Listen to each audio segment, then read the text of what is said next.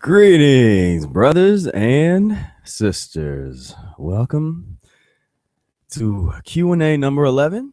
Mucus-free Life LLC presents, and we will be talking about several different things. I got a handful of questions over the past couple weeks that I'd like to address, and a few other issues, and just have a nice conversation with you guys as I like to do, and have a special guest that's going to be joining us probably in a little while, and talking with us about one of our issues that's on here. So you won't want to miss that.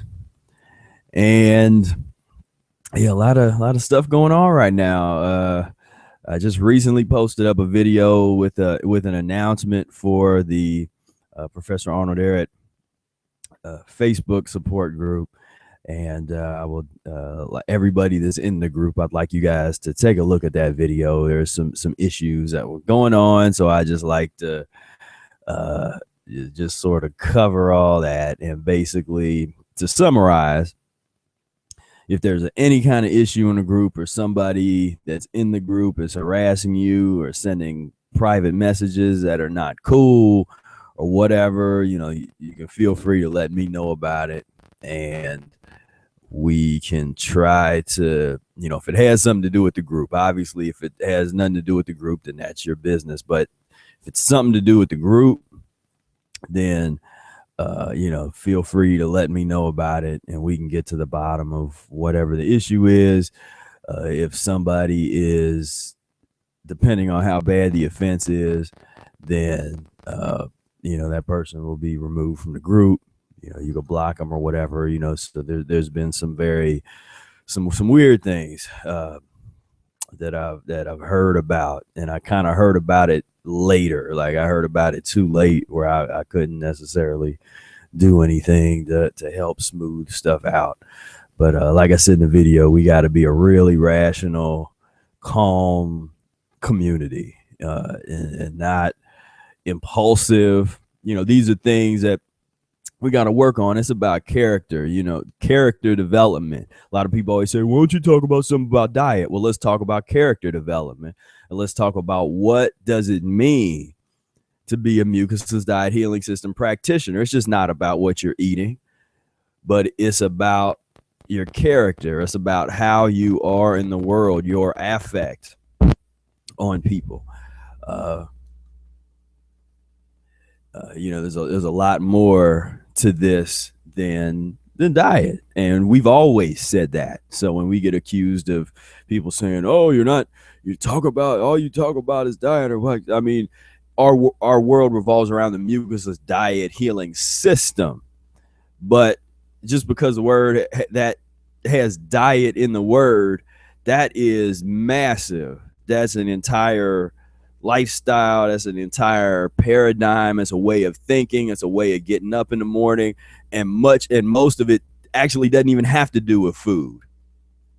It has to do with so much more than just what you choose to put in your body. It's the decisions that you make on a daily basis, the way that you treat other people, the way that the way that you fight for justice in a society that is diametrically opposed to justice for certain people. It's the way that you fight against ignorance. So it's not just, well, these are the foods that you're supposed to eat, and here you go. This is so much more than that, but we can't just with that kind of stuff. I've always felt you can't talk about it. You have to be about it. You have to show it. And so, we can talk about some of those things, but some of that stuff, you live that. That's the part that you live, and you lead by example. Other people see it. So if you live a certain way, you don't have to talk about it. as an educator, part of what I'm trying to do is introduce people to the principles of the diet, because I feel that's the foundation. I feel that if you get the diet part solid, then everything else will follow and fall in line. So, the character development, that's huge to me. And that's, again, it's a topic a lot of people don't discuss and talk about. And it's kind of it's kind of elusive, but that is something where we should be proud of this. We should be proud. Like, I'm a Mucusless Diet Healing System practitioner, and the character of a Mucusless Diet Healing System practitioner should be obvious that, oh, you must practice the Mucusless Diet Healing System. When I go out in public, people that know me, that's what precedes me. It's like, oh, that's a Mucusless Diet Healing System practitioner, and then people kind of, it's like a respect vibe, where people kind of like, oh, but it's no different from where people would respect, say, people from certain people from different cultures or countries, where if you see somebody from India, some people say, oh, wow, that's a great rich historical culture, or Asia or Africa or Australia or places in South America, wherever, there's a lot of rich cultures. And when someone understands and knows a little bit about somebody else's culture, or their culture precedes them, then there's some respect that's already there. That's kind of like, oh, wow, this person's coming from such and such. And so they give that sort of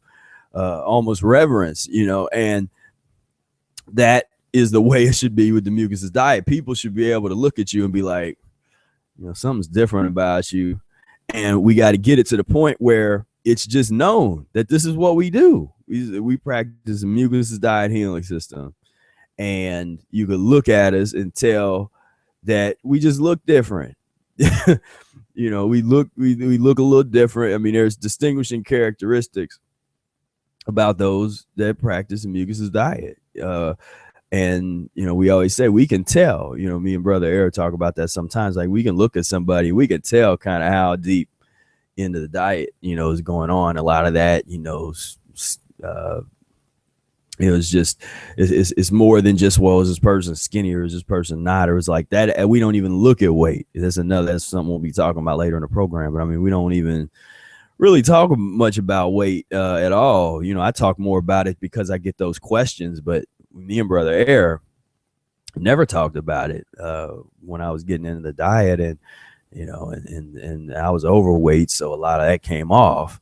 But but I know there's some people in the movement are concerned about being too skinny, so there's the other side of the thing, and the uric acid understanding. But overall, my point is that we have to start being not being scared to be who we are, and not being scared to speak out publicly, and let people know what we do. We don't have to push it in people's faces, and we're not trying to like recruit people and say, okay, you got to do this, or this is how you're supposed to live. It's just like, no, this is how I live, and I'm not going to change just because it makes you uncomfortable.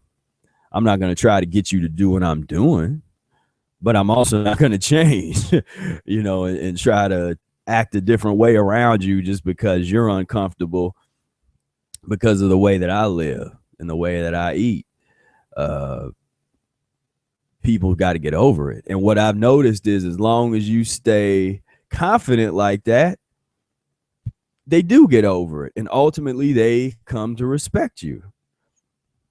And that's where it's at, and that's what where it has to go. And so one thing I wanted to do real quick is, a while back I had the fundraiser for the Mucusless Diet Audiobook, for the annotated version. And I know it's been a while. I'd hope to have it done already, but you know how these things go. Projects takes a while. There's setbacks, yada yada. But and I don't know, still don't know when it will finally be done. But we're making some progress. So I wanted to play just a little bit. Now, this isn't a finished copy. There's still a few little like issues in there and that kind of stuff. But I wanted to give you a little taste of, you know, just where we're at, you know, what's going on and how it sounds and stuff. You know, I really like the voice of the voice actor that we got, Ronnie Moorhead, and those kind of things. And so you have to smooth out little things like, you know, little pronunciation things here and there. There's like little minor things, but overall, we're making some progress. So I wanted to see if I could play.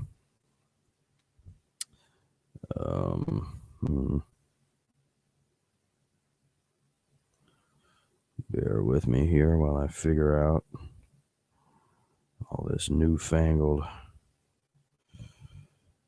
technology here. Okay.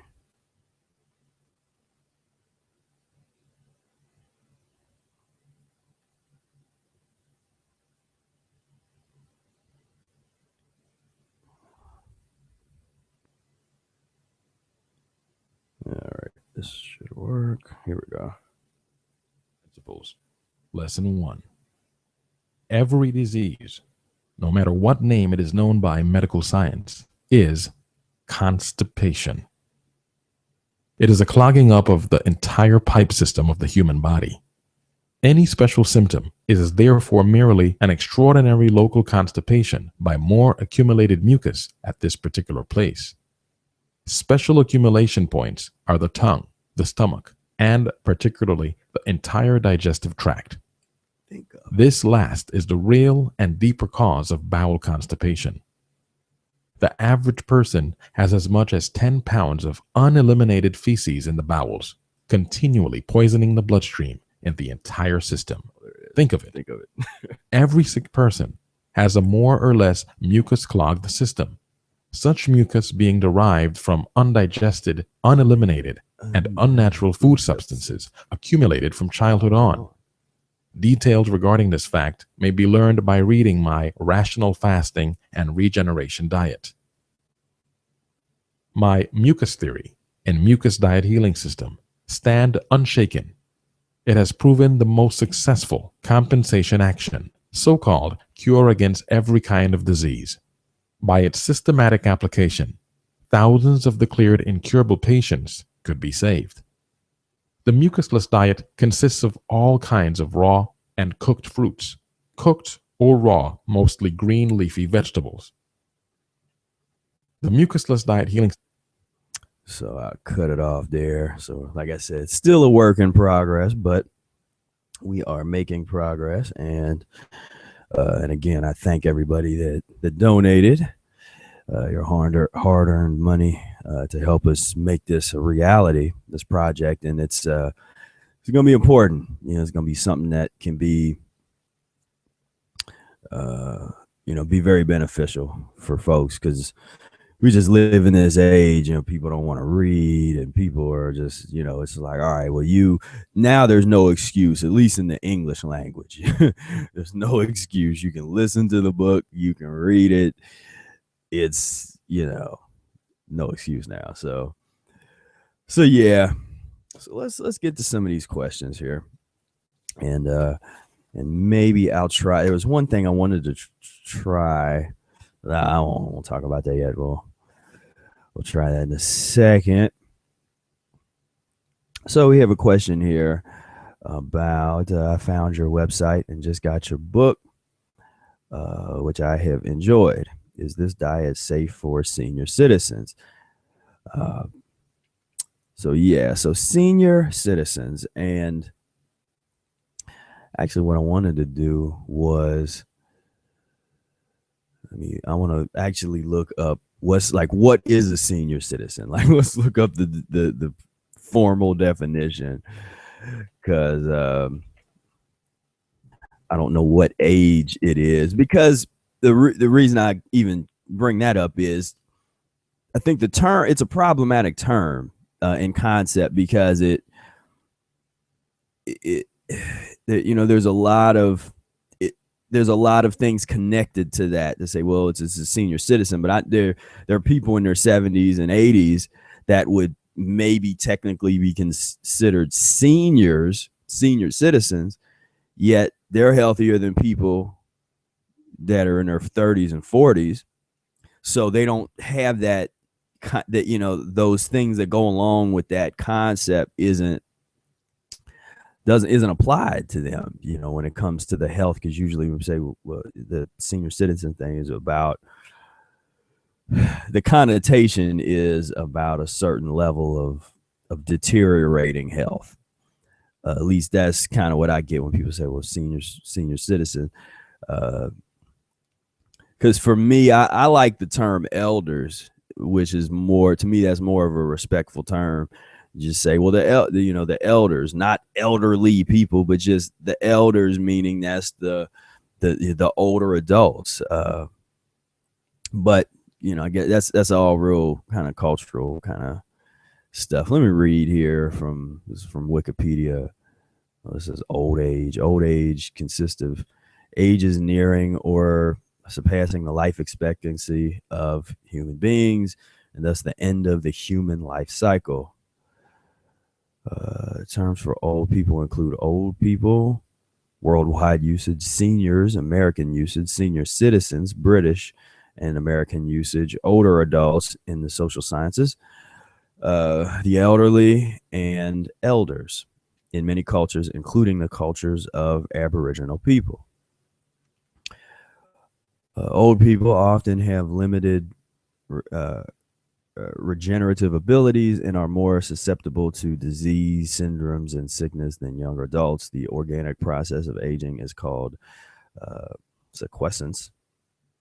Medical study of the aging process is gerontology. I've not heard of that one. Gerontology. Okay. And the study of diseases that afflict the elderly is geriatrics. Okay. Let's see. So the age that actually defines that is culturally constructed. So anyway, I won't get too much further into that. But so I would say that, well, I mean, just the simple answer to the question is yes. Senior citizens or people of any age can practice the Mucusless Diet Healing System. And they're, depending on each individual person, they will approach the transition diet, approach the mucusless diet differently, because each person's body is very different. What each person ate is different. So those considerations are necessary in order to be you know, safe and successful. But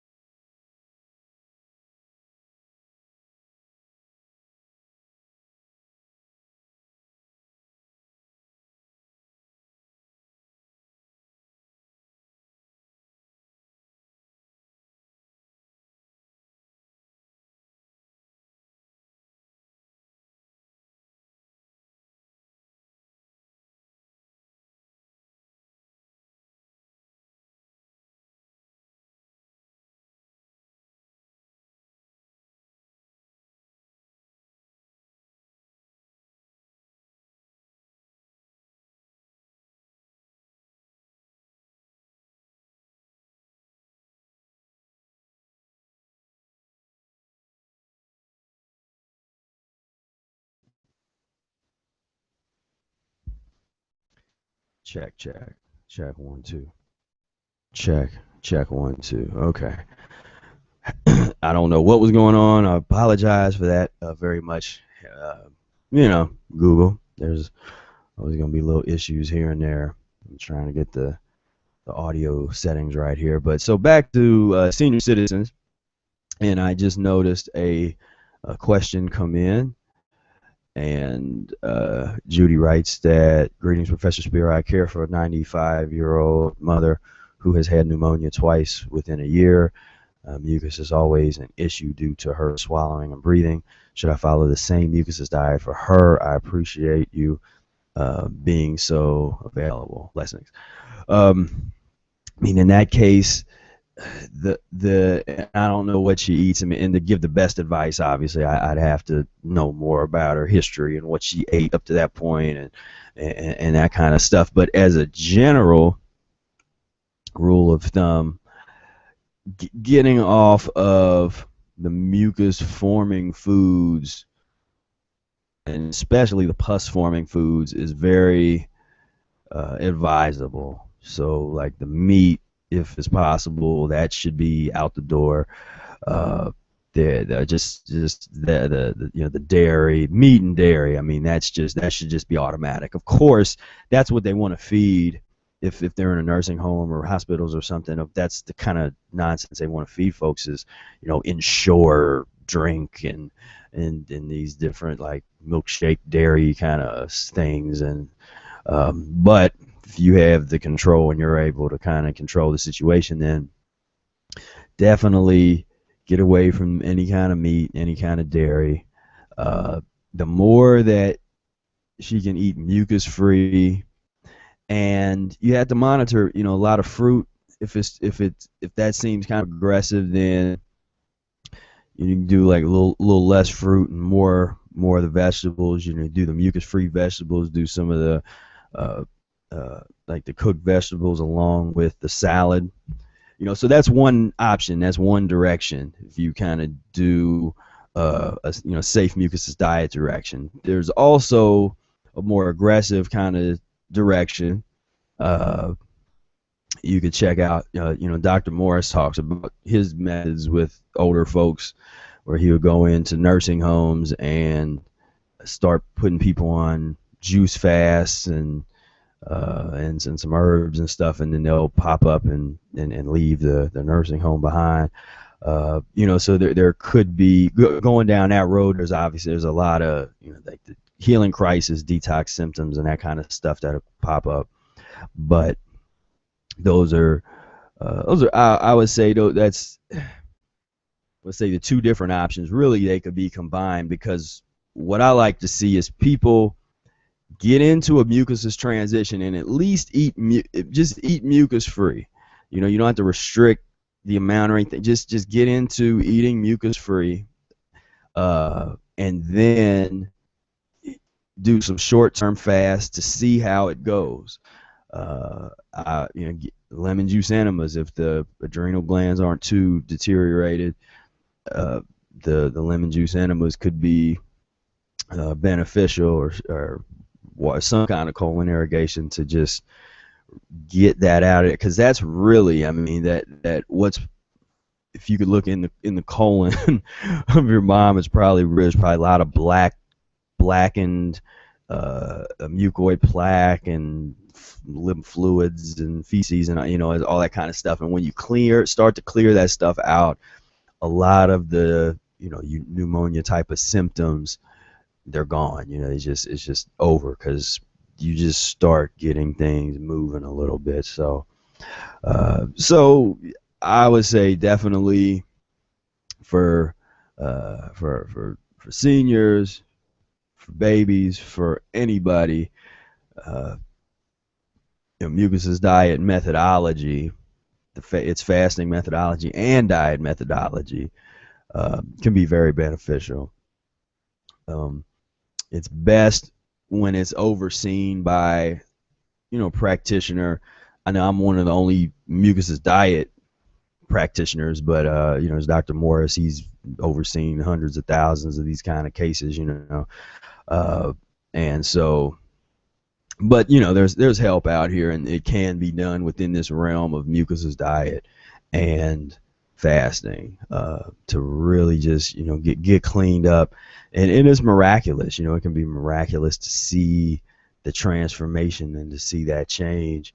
Um, so yeah, so hopefully that's helpful. And if you want to talk more specifically about her case, you know, send me a message and we can talk about how we could go about possibly doing that. So that's so yeah, like I said, you know, folks of all ages, seniors, children, adults, you know, it's never too early and it's never too late to get into the Mucusless Diet Healing System. That sounds like a good quote. It's never too early or too late to get into the Mucusless Diet Healing System, and that's real. You know, and that's a message that a lot of people need to know, because there's a lot of people that were exposed to the Mucusless diet information, and even though it made sense, they weren't ready for it for whatever reason, you know, spiritually or mentally, or you know, still had a lot of attachments to worldly things and social things and that kind of stuff. And so even though they knew it was a righteous path and that it could possibly change their lives in a positive way, they didn't have the fortitude to make that change at that time. But what's happening now is now they get into their 40s and their 50s and their 60s. And Brother Air talks about this because he's a lot of his peers, you know, folks that he had talked to about the diet back in the 80s, now they're starting to go through the strokes and the heart attacks and the cancers and the this and the that. And now they're taking another look like, oh, what was that thing you were talking about, you know, 20 years ago? What was that? What was those? How do you do those enemas? Or how do you, what's that book? What's the name of that book? You know? And so, but that's the nature of, you know, reality and, you know, our consciousness, human consciousness on this plane at this time in history. You know, that's kind of where we're at. And so yeah, it looks like we got our special guest that's trying to join here. So let's see if we can, if they get their video camera turned on and set up and everything. And so yeah, while that is going on, I'll go ahead and move on to the next question real quick. The next one I'll do is about the lemonade. What's the best method of making lemonade? And there's a couple. My favorite is probably the one that Brother Air had told me about years ago, which is take about 5 or 6 apples and 2 lemons and juice it, you know, put it through a juicer, and that is, you know, really good lemonade. And there is another lemonade option if you get into the honey. And I know, like, you know, a lot of the hardcore, you know, more hardcore vegans are gonna be like, nah, don't do honey. So that's fine. But you know, Eric does talk about honey for transition, and that's something that can be used. So you could do, you know, distilled water, lemon, and honey. Sweetener wise, I don't really like other sweeteners. I mean, there's the maple syrup kind of thing, but yeah. So all right, we got our special guest coming in here, and we'll see if the audio is plugged in. We got Brother Air in the house. Can you hear me? What's going on? Okay, we can't hear you yet. We can see you good though. You have to. Let me figure out what to do there. I don't know what's up with the audio. Let me see if there's a. control room and get the audio going here. Wait a minute.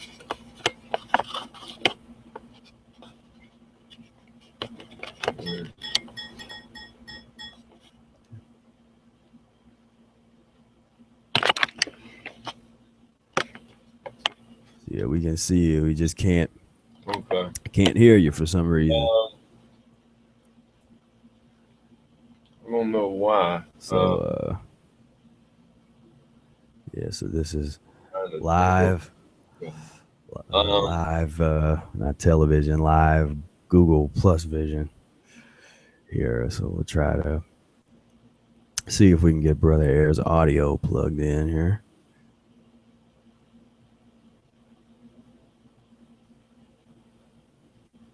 I don't know, unless the wait a minute, I might have it on mute. Hold on. Let me check. Yeah, we can't hear you yet. Yeah, I don't know what. Yeah, I'm not sure what the like how why we can't hear your audio. Let me see. Talk now. Can you hear me? Still can't hear you. Audio is up. Let me see.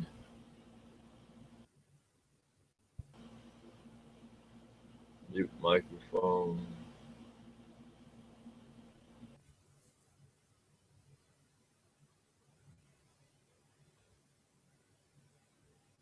You just turned the audio off there.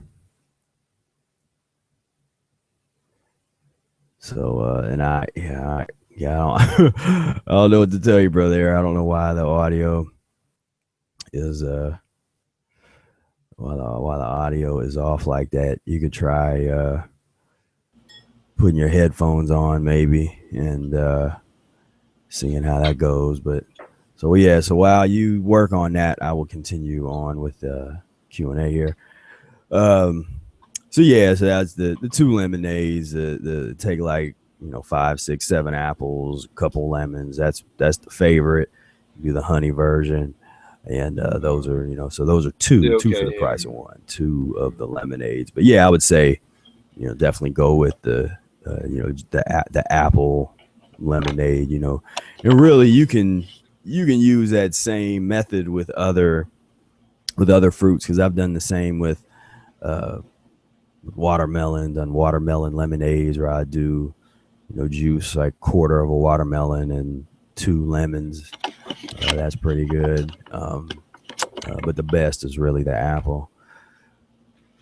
And another question, and this is from Tim. Would just fruit be okay on a transition diet, or are veggies really needed? Because I really struggle to eat enough of them on their own. So yeah, so there's a question about the veggies. I mean, if for most cases with most people, the vegetables are real important, and the raw whole vegetables, as opposed to vegetables that are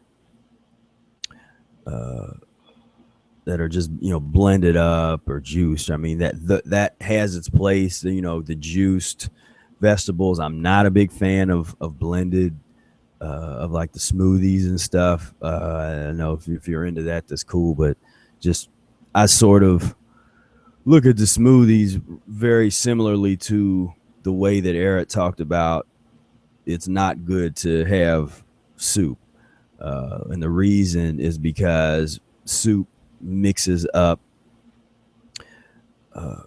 like big pieces of vegetable along with water, so your body has trouble trying to discern and digest that, because it's just kind of like it's just confused. It's like, okay, there's liquid over here, but there's also solid food, and it's like, well, what am I supposed to do? And it kind of complicates the digestion. And I've seen that also happens with certain kinds of smoothies, where it just sort of it doesn't always eliminate perfectly and really well. It just kind of, the body's kind of like, oh, what am I supposed to do? So the way I look at smoothies is it's cool once in a while, but I'm not a fan of the everyday smoothie kind of thing. I would rather just juice. If you like with that, just juice the vegetables and get the cellulose out of there, and it's a lot easier on the system. And there's nothing that you gotta, that your body has to work on to digest. It can just kind of absorb in. But yeah, as far as the eating the vegetables, I would say it's an important part because uh it cleanses the body in a different way, or promotes a certain type of cleansing, because your body has to work on these vegetables, and they're not as aggressive as the fruit, and so it doesn't sort of thrust you into a lot of the detox symptoms and all that kind of stuff that the fruit might.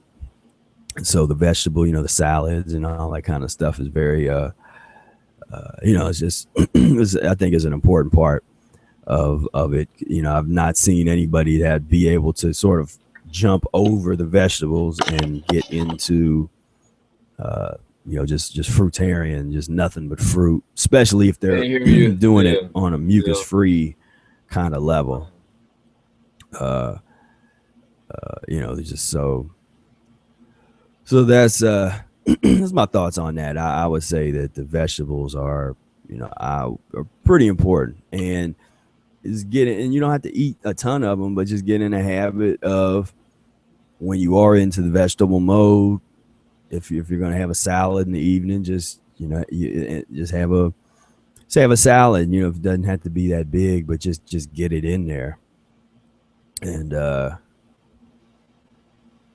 so yeah, sorry, we got Brother Air back in. Still can't. And let's see if we can. Still can't talk.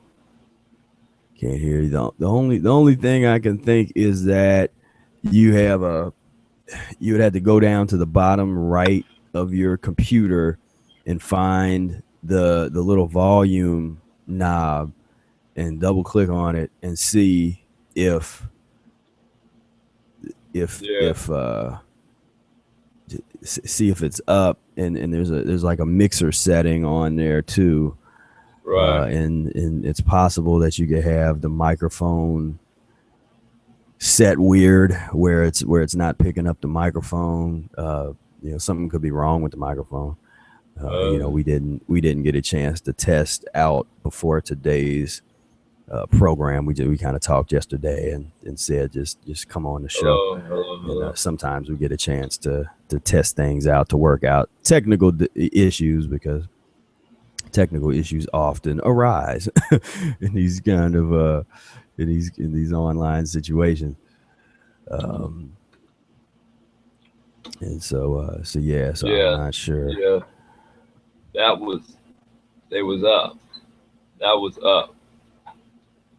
was up. Yeah. 100%.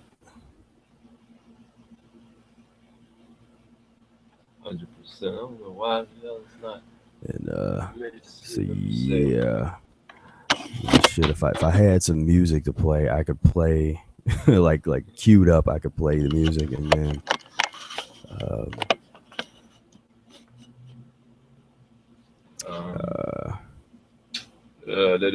while we're waiting on, while I actually call Brother Air to try to figure this thing out, but let him keep tinkering there, and I will keep on going here. Okay, this is a pretty interesting question. This is I was wondering, what is the difference between the Fruitarian diet and the Mucusless diet? From my understanding, the Mucusless diet focuses a lot on the transition. What is your opinion on incorporating parasite cleanses to particularly break the yeast addiction to bread, for example, to make it so that it's not a lifelong or very extended addiction? I'm fairly new to the Mucusless diet and have been reading up on much info. Thank you, and I appreciate your work. So that's an interesting question, because whenever you have a question like that, you have to ask, what is the you know, what's the definition of fruitarian? You know, how do you define what is and is not a fruitarian? And to me, let me see. I'm actually, for me, you know, I came to the concept of fruitarian through the Mucusless diet. You know, kind of through the Mucusless diet consciousness, and so I think of fruitarianism as mucus-free fruits. So a fruitarian, like the way that I personally define fruitarian, would be someone that just eats nothing but grapes, you know, or nothing but apples, or nothing but watermelon, you know, just those kind of fruits. A lot of people that identify as fruitarian, they incorporate avocados into that equation. You know, they incorporate you know, the nuts and seeds into that equation. You know, just by these different definitions. Probably should have looked up. I could have looked some of these up.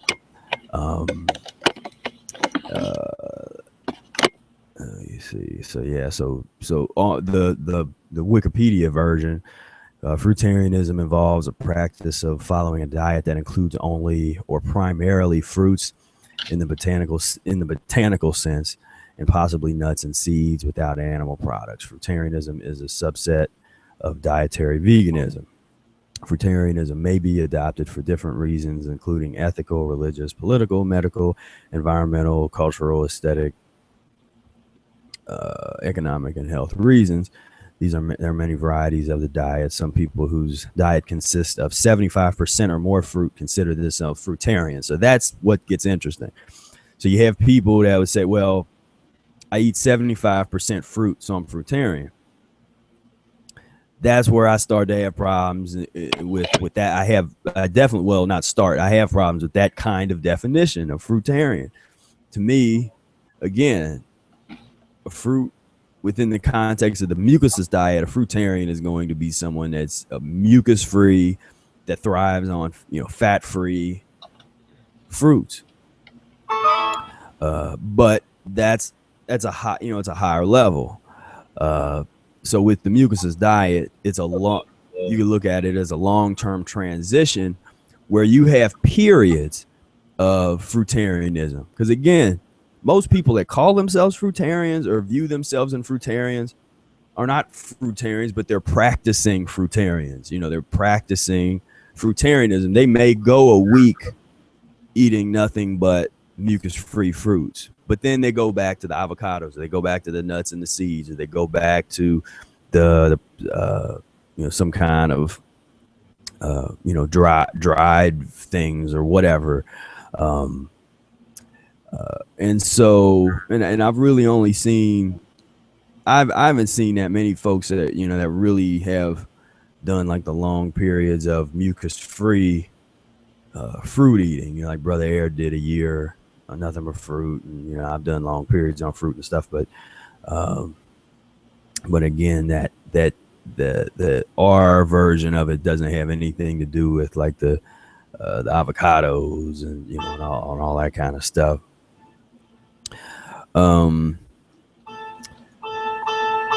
So I don't know. You still can't hear me. You know, down here. Still. So yeah. So as far as fruitarian, I mean,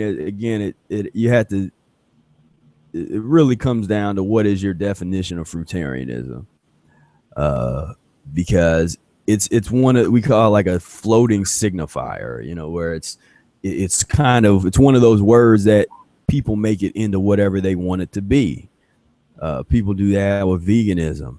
You know, people did that with vegetarianism, which is why the word vegan was even invented in 1944. So there's this element of people wanting to sort of use a lofty word that is beyond what they're actually doing. We have a remedy for that. We say we practice the Mucusless Diet Healing System. We practice it. If you're a basketball player, you might practice basketball 8 hours a day. You know, you read up on like Kobe Bryant, he'll practice all day. You know, Michael Jordan did that. They're always practicing. And if it was possible to never stop playing basketball, maybe they wouldn't. You know, if it was possible for me to never stop playing music, I would play music 24 hours a day and never, I wouldn't even probably talk to people. I just would play music all the time, you know. But I can't, you know, but I can't do that yet. But when I practice, you know, I might practice however many hours that I practice music or I play music.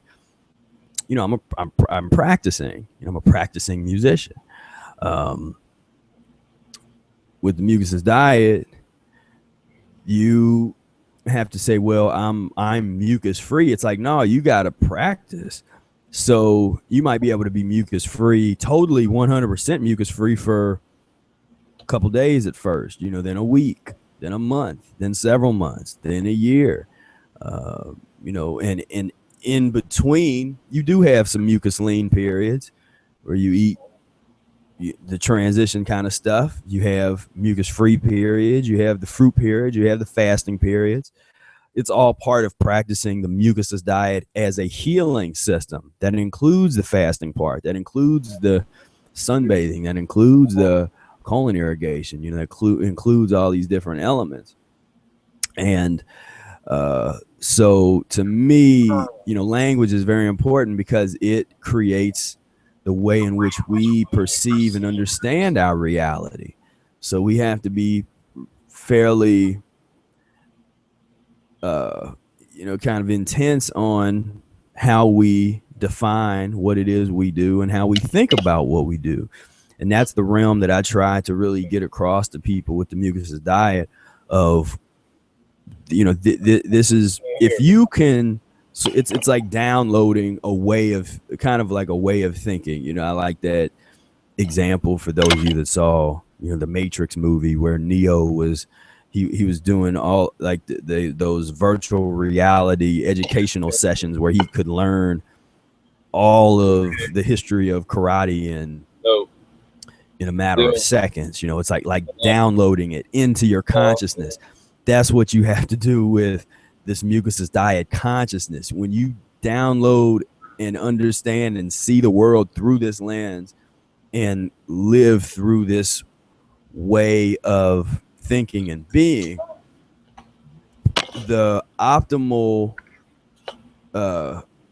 choices start to be made based on that. So it's based on, you change your thinking and other things start to change. It's easier to make the right decision about what you're eating, you know, and what you're buying when you're at the store.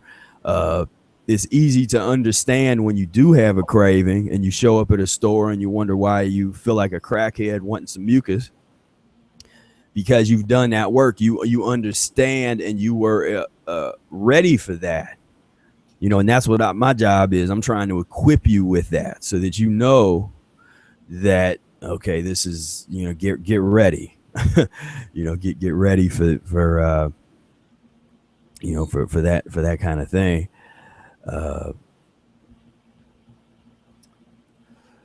Let's see. It's a brother Air there. Okay, I just got a message that said that I guess the folks can hear you, brother Air. They said they can see and hear you. I can't. I can see you, but I can't hear you. Oh wow! So what's happening is they can pick up. Can they hear you too? Well, I guess we can't communicate. What about picking up the phone? Yeah. I guess, I don't know. I wonder if is he gonna try to call me on the phone.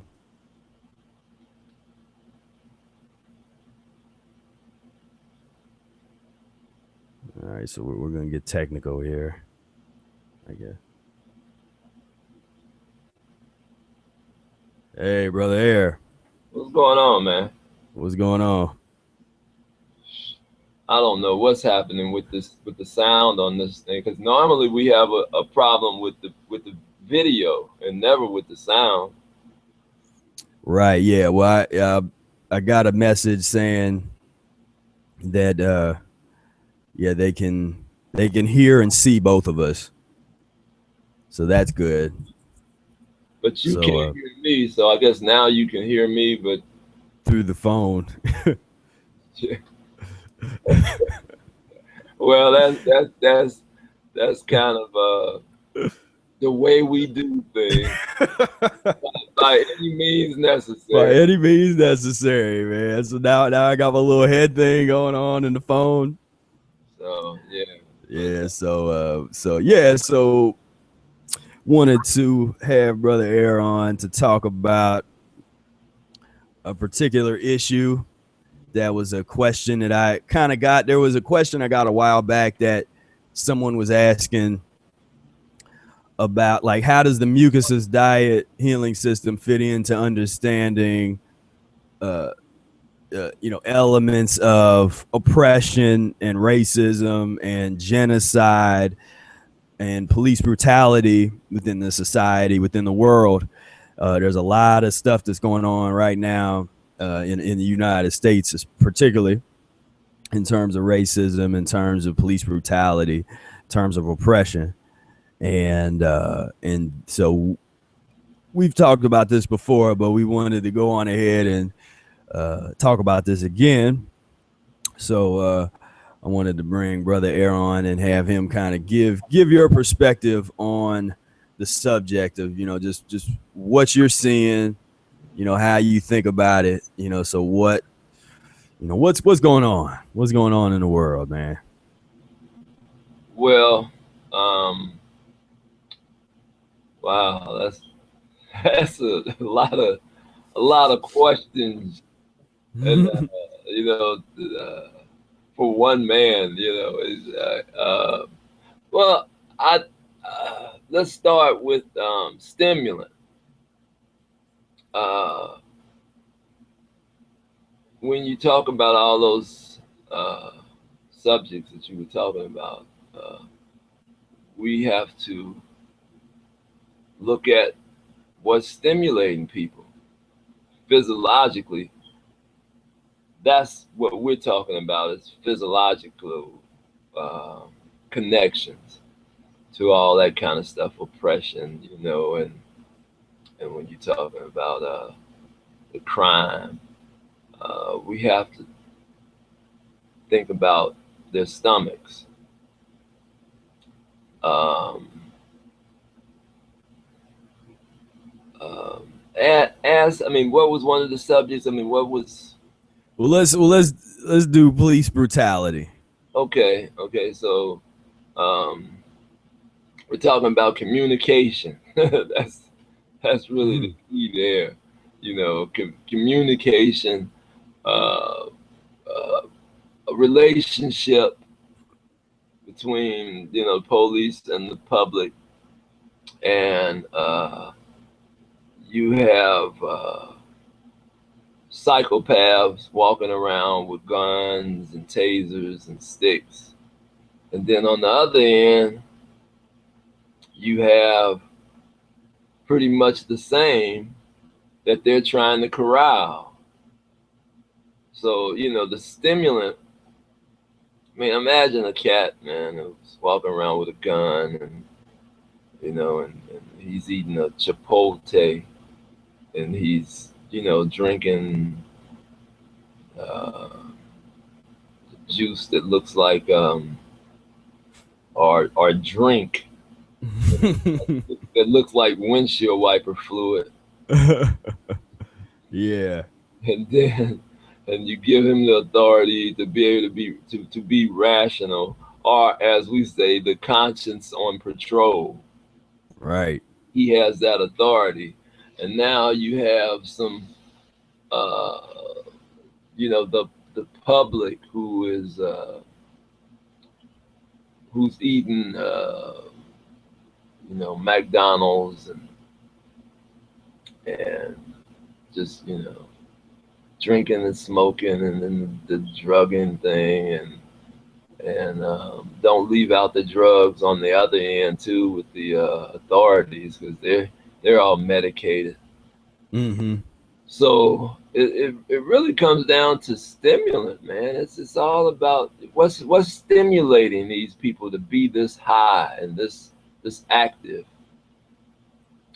Because I know, I think you mentioned that the year on fruit, man. I had none of those stimulations to be in a fight. Um, Still there? Yeah. I'm gonna show some pictures while Oh, you're oh, talking. okay. So yeah, I had no stimulant to be in a fight or be arguing with anybody. It just, the stimulation was just on another level, man. So everything that we can talk about, I guess, in all those things that you mentioned,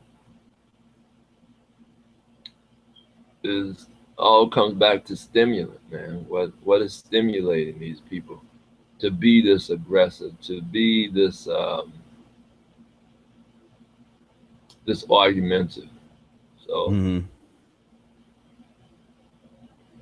I mean, we could stay on that subject for a long time, just stimulant, but to, you know, to people can just, check out stimulant and its effect on the human body, Well, the thing is, a lot of people can't relate to what we're talking about unless you practice a diet long enough, get clean enough to the point where that propensity leaves you.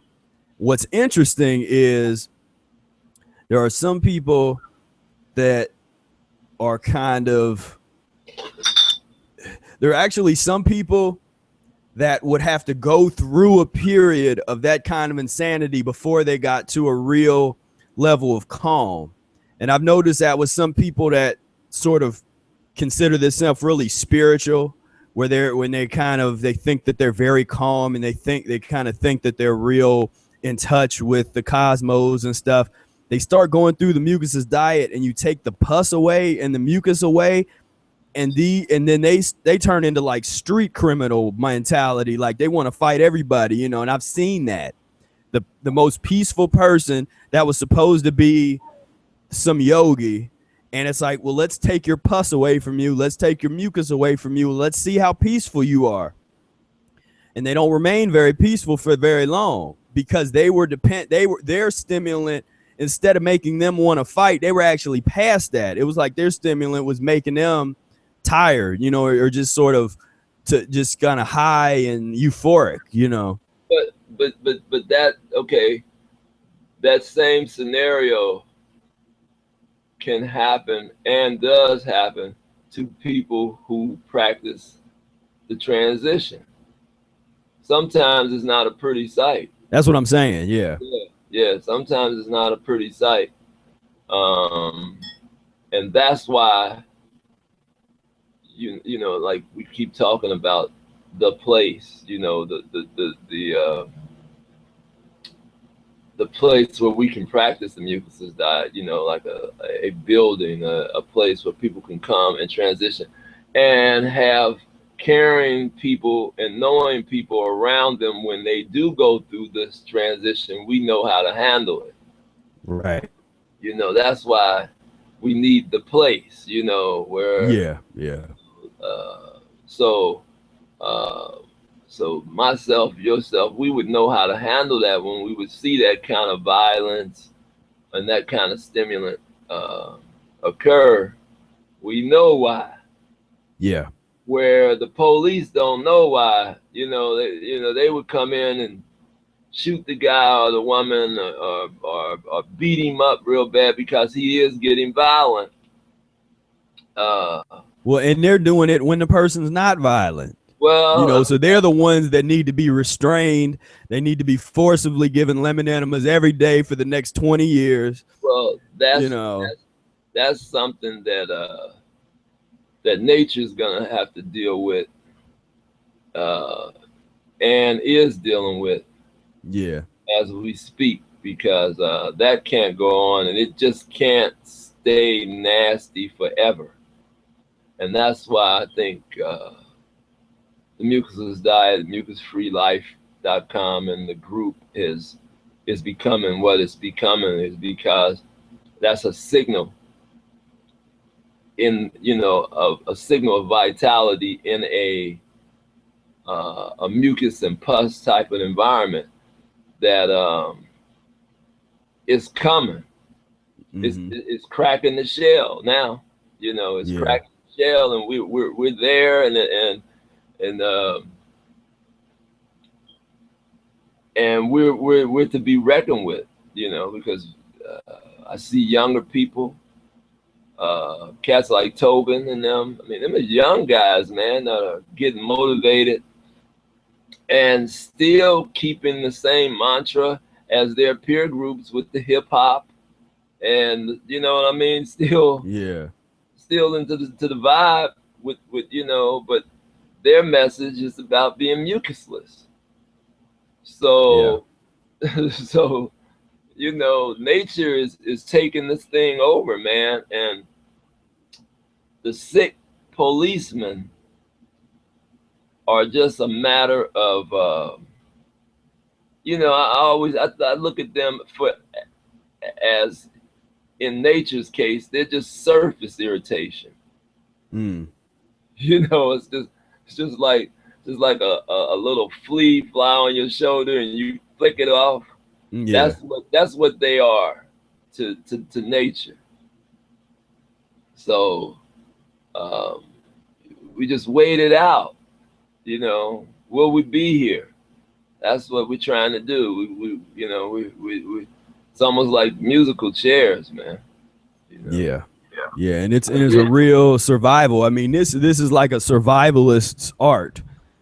And you know, we was talking about before, you know, problem solving, you know, with the street, it also applies to the Mucusless Diet. You become a supreme problem solver, you know, where because you have to think through issues, you know, you have to think through scenarios that of life. Again, it, like I said at the beginning of the broadcast, it's not always about what you're eating, you know, because this is about the lifestyle, and it's about being able to deal with whatever comes your way and remain steadfast. Right, you know? right. So I mean, that, you know, that's how we answer that, man, is we got something for you if you want it. Right. If you want to solve these problems, you're gonna have to deal with the stomach. Now, that's one thing that when you go to all these town hall meetings or whatever it is that you attend in your city that's trying to create solutions for whatever problem there is in the communities, they never deal with the stomach. Right. So you know, and they're not going to deal with the stomach no time soon. But you just have to know that, and you work towards putting yourself back together. You know, they say you become what you want to see.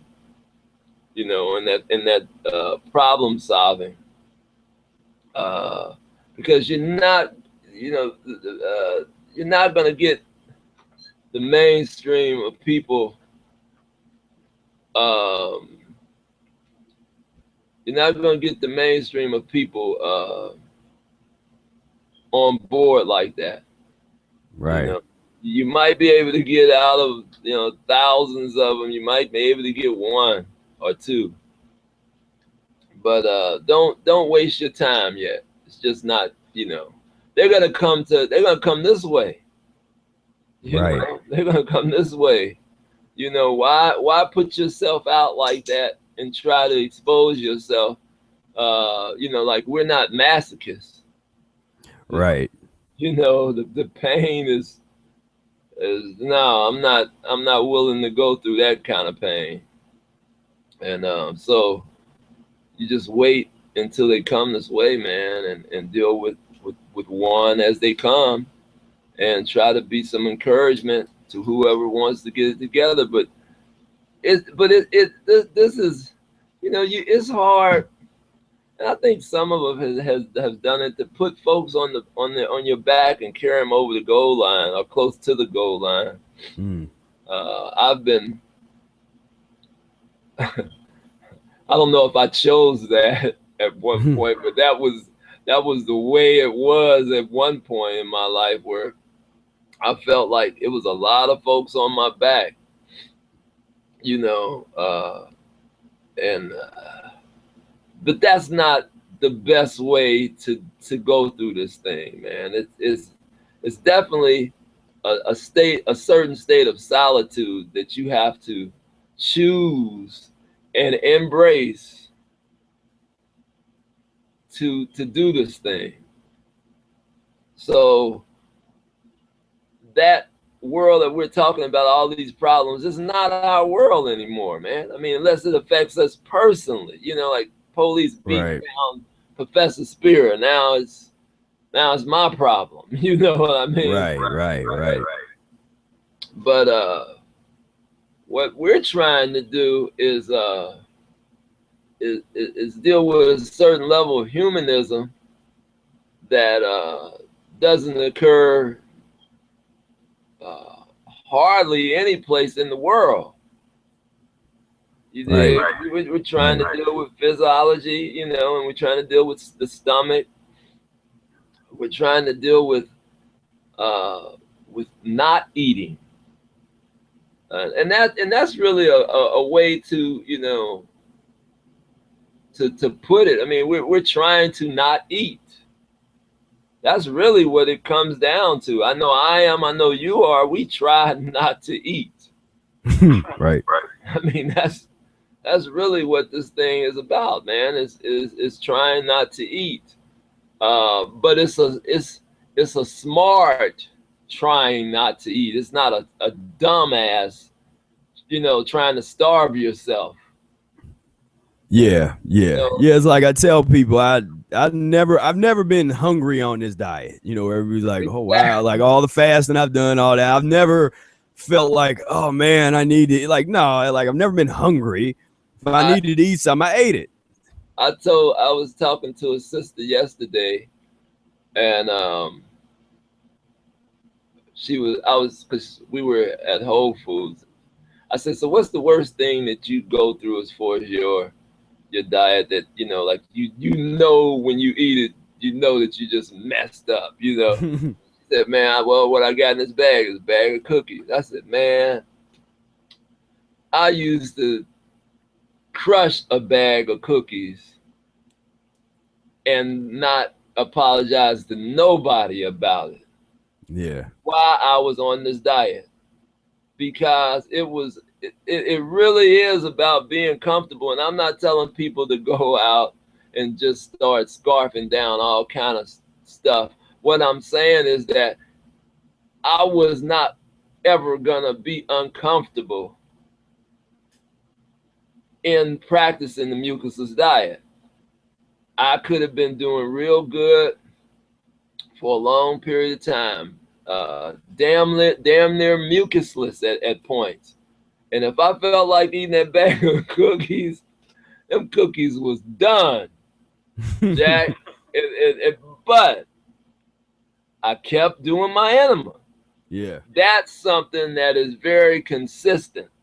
And so, okay, if you're gonna take that kind of attitude about, that's the way I felt. If I was gonna take that attitude about being very comfortable, I had to be consistent with my lemon enema, which I am. I ran into somebody, a musician friend, late last night, coming from a gig, and hadn't seen him since the 90s, man. Didn't even recognize him. He had went through diabetes, vibraphone player, and he just sounded so interesting. This is 1 o'clock in the morning in Kroger's, and they getting ready to close, turning off the lights, but he sounded so interested. And I'm gonna call him because he gave me his card, but he just sounded so interested in some of the things that I was doing. He remembered some of the stuff, and we got to talking about the enemas, and he's like, you know, taking notes, and he's one of those cats that will do it, you know. Mm. And but he had one of his toes taken just recently, Mm.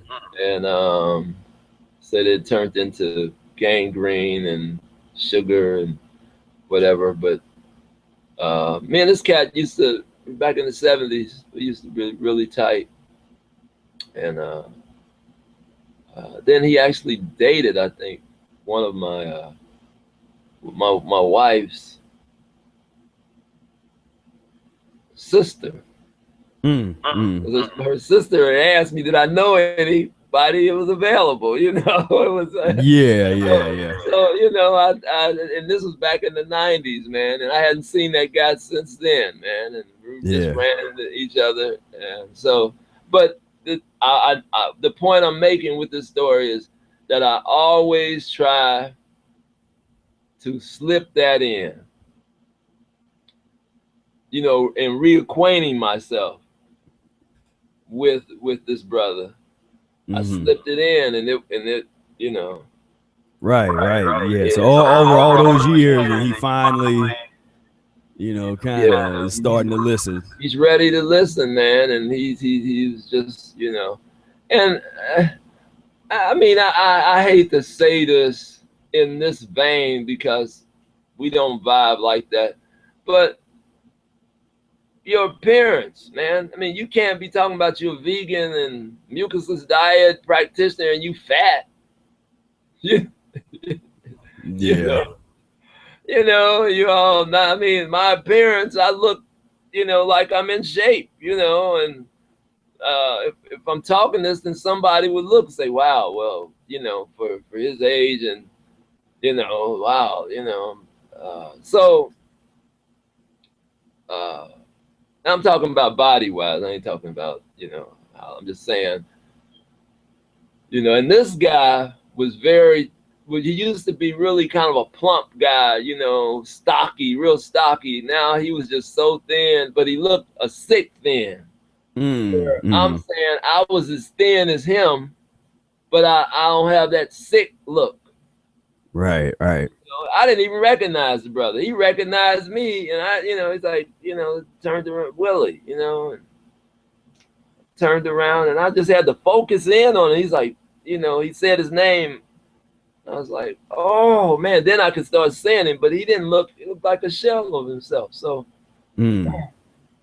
so sometimes, and he knows the situation. I think he might have had a book back in the 90s, even back in the late 70s, man. I mean, I knew this guy, so, but sometimes, you know, guys got to go through, they got to go through losing toes. You know, I mean, Professor and myself, we didn't have to go through losing toes or true. chronic illness like that to get into this thing. Right. Unfortunately, some folks do, man, and I you know, it's real hard for me to for them. I feel for them like that because it's, you know, I don't know if that's harder to do, like to be in a chronic illness and then come out of that and then get into the mucusless diet. Woo, man, that's, I mean, because you coming from another place, you know, of right. I mean, and some people will say, well, maybe it will be easier because you know, your life is on the line. But I don't know, man. You know, emotionally and physiologically, it might not be as easy as folks think when your body is coming off a chronically ill state. Right. Yeah. I don't know. That would be interesting, you know, to talk to people like that, you know. Yeah. Because it's definitely a mental. I mean, so much of that just seems like it's just mental, because the body is always ready to get into this and to heal and to go down this path. But when people are so defiant, like, man, I ain't doing that. Like, man, I'm going to keep eating this. I'm going to do this. And they're so closed-minded when the information comes their way. there's so much karma involved in that, because it always comes back around. Right. And when it comes back around, it's not pretty. And like we say, one thing about the Mucusless diet is this is for be ready to be humbled. Yeah. When I read like on the forum, and there's people that don't sound humble, I'm just waiting. We just sit there and watch and wait, because the humble, this diet will humble you, and it would behoove you to just start humble. Just sort of be inquisitive and open. Be childlike in the sense of wonderment, and like, wow, this is really, just let yourself expand and open. But what a lot of people do is they want to come in with these other priorities coming from these things that don't have nothing to do with the Mucusless diet, and these other dogmas and stuff, and try to insert it into the Mucusless diet. Right. It does not work, and it always ends badly. No. Could you check and see if everybody's hearing us? I mean, the last time I had gotten messages from everybody saying that we were able to hear everything. So okay, cool. Yeah, so that's good. So yeah, man.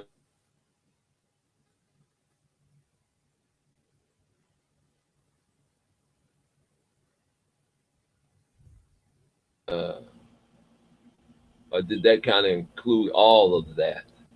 What you asked? Yeah. I mean, I think we had covered that. I know there's just been so many police brutality cases that have been hitting recently, and the thing is, they've always happened. It's just now with the prevalence of cell phones with video cameras, and it's a lot easier to catch this stuff. So you have to ask yourself, with the eye being on law enforcement all over the country, you would think that it would decrease, but it's escalating, and that's telling you something. Right. That every police department in the country, it would seem like when this stuff started jumping off, that they would be really extra careful. What do you call it? Dealing with the public and everything. Yeah, kid really, gloves.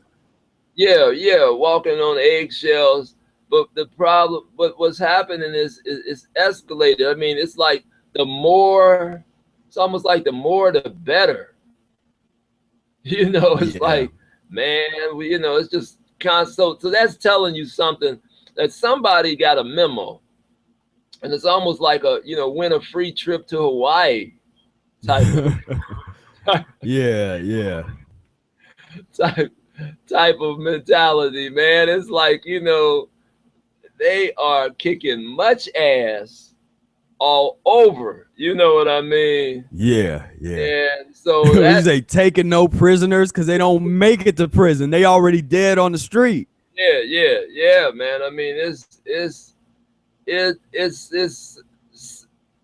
the memo has went out, and certain folks are privy to it, and I think there's a reward.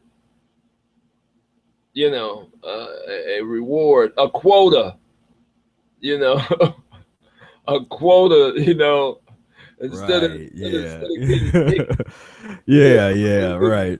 Getting tickets, I think it's a quota of beat downs. Yeah, man. So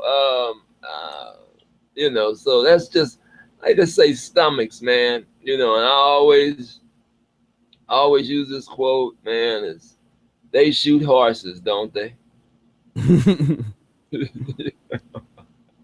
That's the only thing I can say to these people, man. Is your time is is up, man. I mean, you're doing no service at all of being here. of being alive. There's just nothing coming from you that is of no use to anyone. So, get on out the way, get out the way, Obstruction. But we see that, we see it in our bodies, but the same principle applies to the world, and you can look at things through that lens. Vitality equals power minus obstruction. Obstruction is disease. And there's a whole lot of humans around here that are obstructing those of us that are trying to get ourselves together, that's trying to, if we represent the clean red blood trying to circulate, and those that's trying to hold us back represent a bunch of sludge and pus and slime, the slime has to be eliminated. Yes. Yeah. And it will be eliminated. Yeah, it will be. Yeah. So, waiting it out. Right. Who's going to be last standing, So, that's where that is, man. So,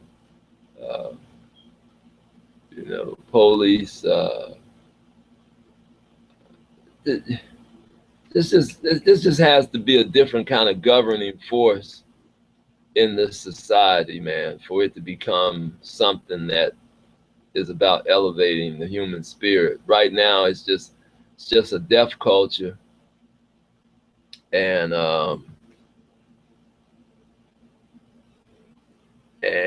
that nothing but death, death begets death, and so all we can do, is get on these hangouts and just slam it, as far as we're trying to move in the other direction. And we have identified you, and we know what you're doing, and our job is to expose you, and to all rational thinking people that can understand that this thing is on its way out. What we try to do here, the whole Mucus-free-life.com piece, is we try to, put it in the dustbins of history. Yeah. That's our mission. That's our mission, is just to wipe this thing completely out. Right. No remnants, no, hey, we're closing the door on the ark. Yeah. You can't knock on the door and get in, Right. The ark is built. We're sailing on. Yeah. And so that's what we're doing. We're building the ark. Yeah. And wait a minute, baby Babaji's called me. Hold on 1 second. Go ahead and talk. All right. I'll be right back. Yeah. So I'll kind of move on ahead to another question here. And this was a question that came up in the forum recently, and it was it says I have a friend that found out they have stage 4 cancer in the lung, liver, and lymph nodes. I need a real doctor and advice, help in Jacksonville, Florida. So, and I addressed it there, but I thought this was a good discussion to also have here. And basically, the point that I tried to make was the first step to healing on this path is it's almost like a rite of passage, that you have to be open-minded enough to be willing to take advice from figures that you have not been socially conditioned to take advice from for certain things. We've been socially conditioned to genuflect and kiss the hand in the ring of medical doctors and folks in the medical establishment. Like I said, there's to me, they're the modern day Catholic priests. Like what the Catholic priests represented back in the, you know, in the 1400s. That's what the medical doctors are today, where they're unquestioned. The percentages of people that die in their care and nobody questions them. But one person works with some naturopath somewhere and doesn't make it, and all hell breaks loose, and everybody's, oh, it's like you have hundreds and hundreds and thousands of people that die on a daily basis. Not maybe thousands a day, but just in general, you got thousands of people dying that's dealing with these chemos, is dealing with these medicines, is dealing with medical treatment, and you're not allowed to say nothing about that, you know, and you're supposed to remain respectful. You're supposed to just go in there and say, well, and not even get a second opinion. If they tell you that you have this, then you have it, and that's it. What I'm saying is, like, the first step of healing on this level is, again, it ain't about the food. Now you got to deal with this. You have to be strong enough to say, you know what, I'm gonna check that out, because I already see what's happened to the people that went in the other direction. If you look at the other direction and you like what people are going through, like you like and you feel that they're getting the remedy that they need and that path is for you, then by all means go that path. But if you look over there and you're seeing that people are dying of these treatments and suffering and losing hair and all this kind of stuff, and there's a part of you that don't think that you have to go through that there is another way, then what we're talking about might be for you. But you still have to get over your mental inhibitions about having this information framed a certain way. Because like I talked about in another video, and as Brother Air often says, is you will get what you need, but not necessarily how you want it, you know. And that's how this information comes, because there's a lot of people that immediately would look at the way I look or my skin color or my hair or whatever, and it doesn't matter if the information I have could help them.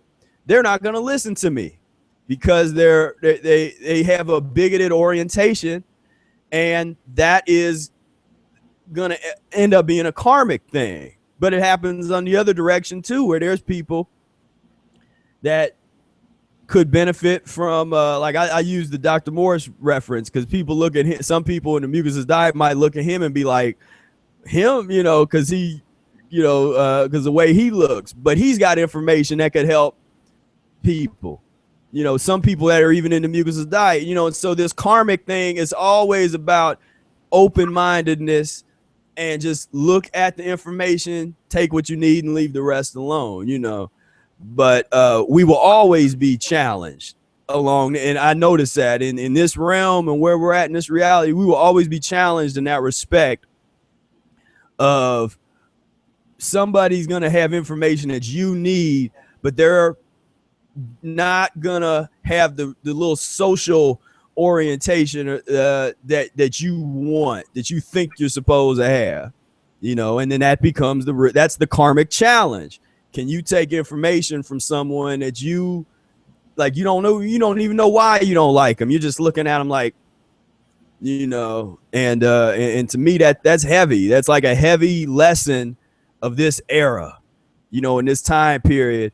And it's the first lesson that you have to get over when you want to heal yourself naturally, you know, when you want to go down this road, because there's very few formal doctors, you know, that into the Mucusless Diet on any level, and if they are, then they're no longer doctors, you know, because they are now Mucusless Diet practitioners, and so they're going to just reject that whole piece.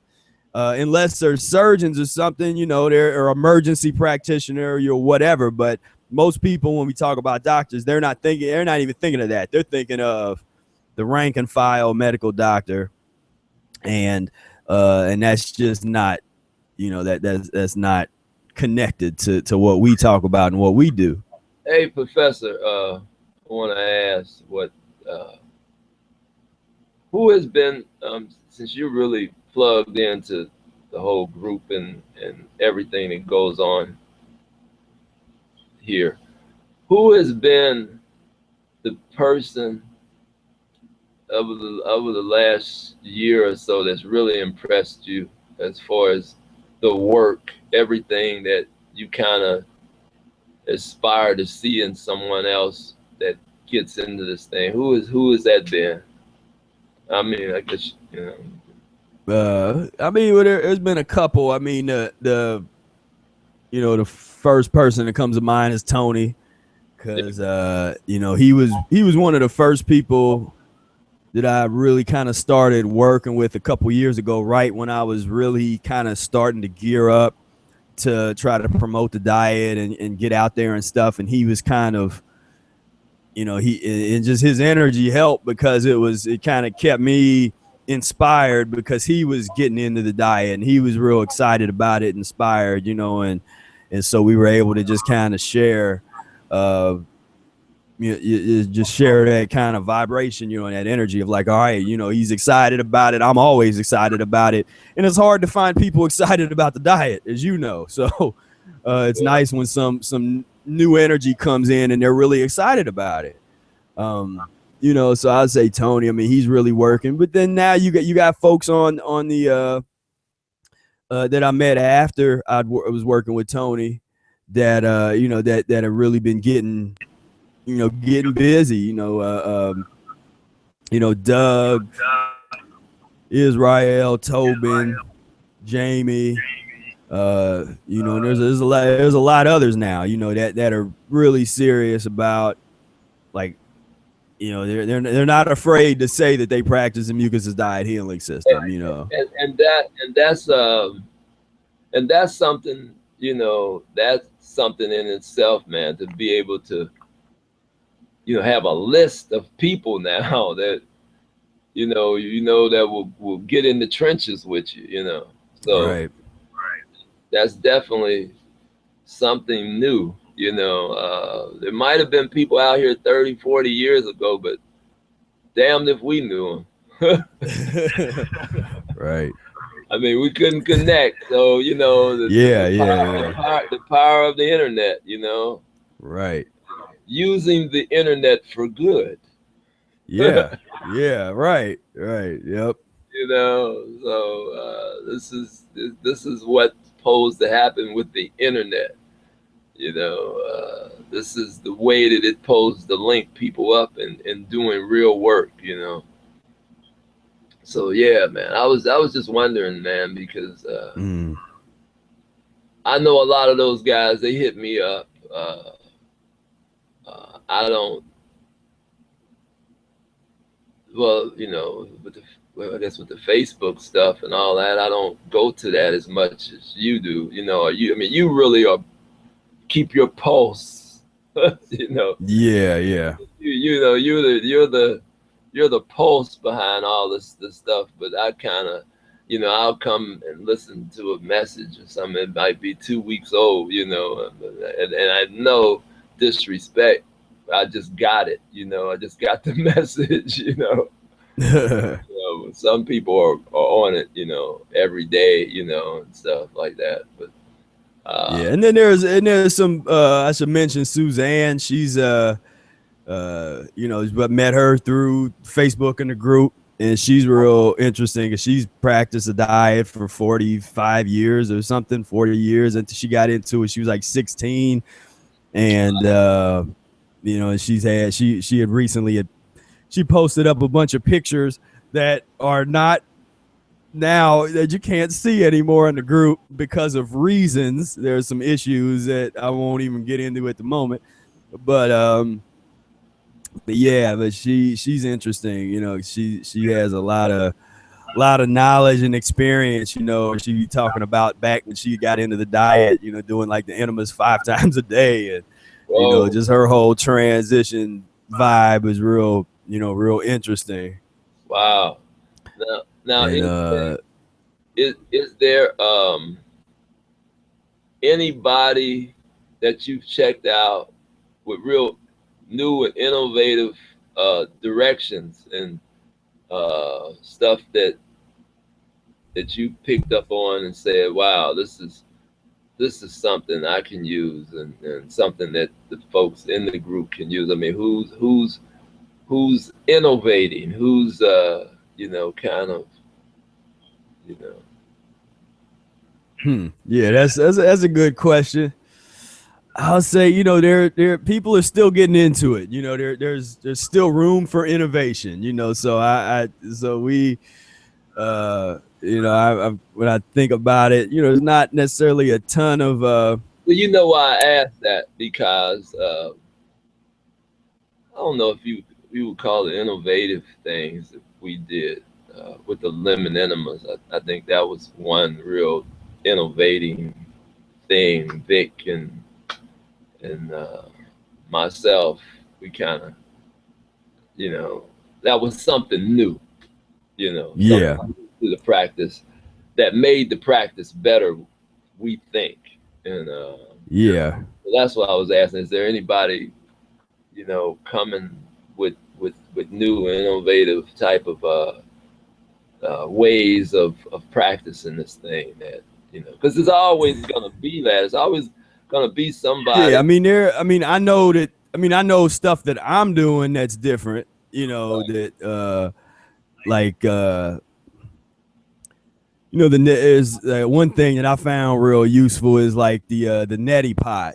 You know, it's like an enema for your sinuses. You know, but you can't use don't use the saline. You know, I'm not a fan of the salty saline at all. You know, so what I like is as I also have in the past several years, I studied because I wanted to find out what was up with it, you know. So I studied herbs. I just don't talk about it much, you know, because you know me, I don't talk about something until I've already like mastered it, you know. So I kind of just keep it to myself.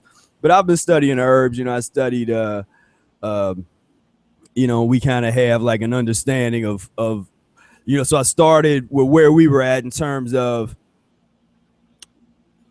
you know, the way that people use herbs and think about herbs, I think is problematic. You think is problematic, but I wanted to see, well, what do they actually do? You know, you check out different formulas, different things. What do they do? You know, and one day I'll talk about that, you know, in more specificity, and because I've found that they can be helpful in certain circumstances. Not always, you know. Sometimes you be like, nah, you don't mess with that, but sometimes they can be very helpful.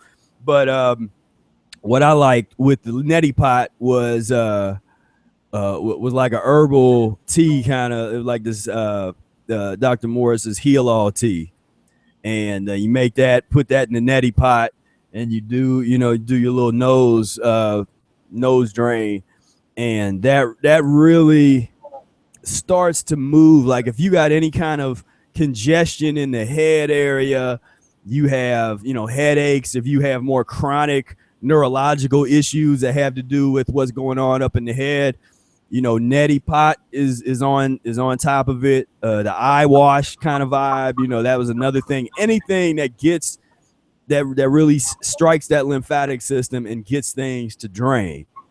So I'd experimented with all, like, you know, the ear candling, eye wash, neti pot, lymphatic massage, acupuncture. I mean, all of that, you know, and some is more useful than others.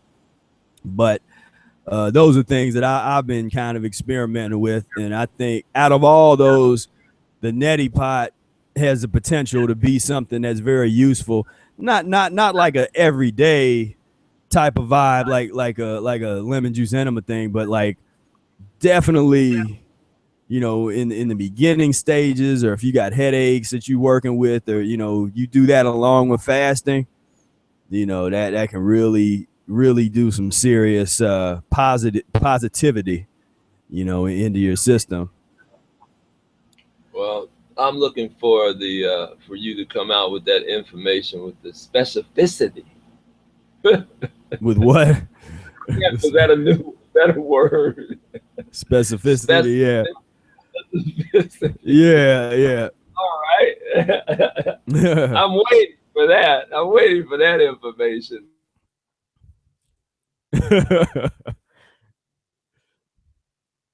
But so yeah, that was what I was wondering, man. If, you know, because I'm always looking for ways to new ways to do things, man, and new things to do, you know, that makes sense. So, you know, that's interesting. Is anybody asking any questions on the hangout? Yeah. We got there's a couple more questions that we have. And there I think there has been a couple. Let me go read. Let me find some questions that folks have been posting up here.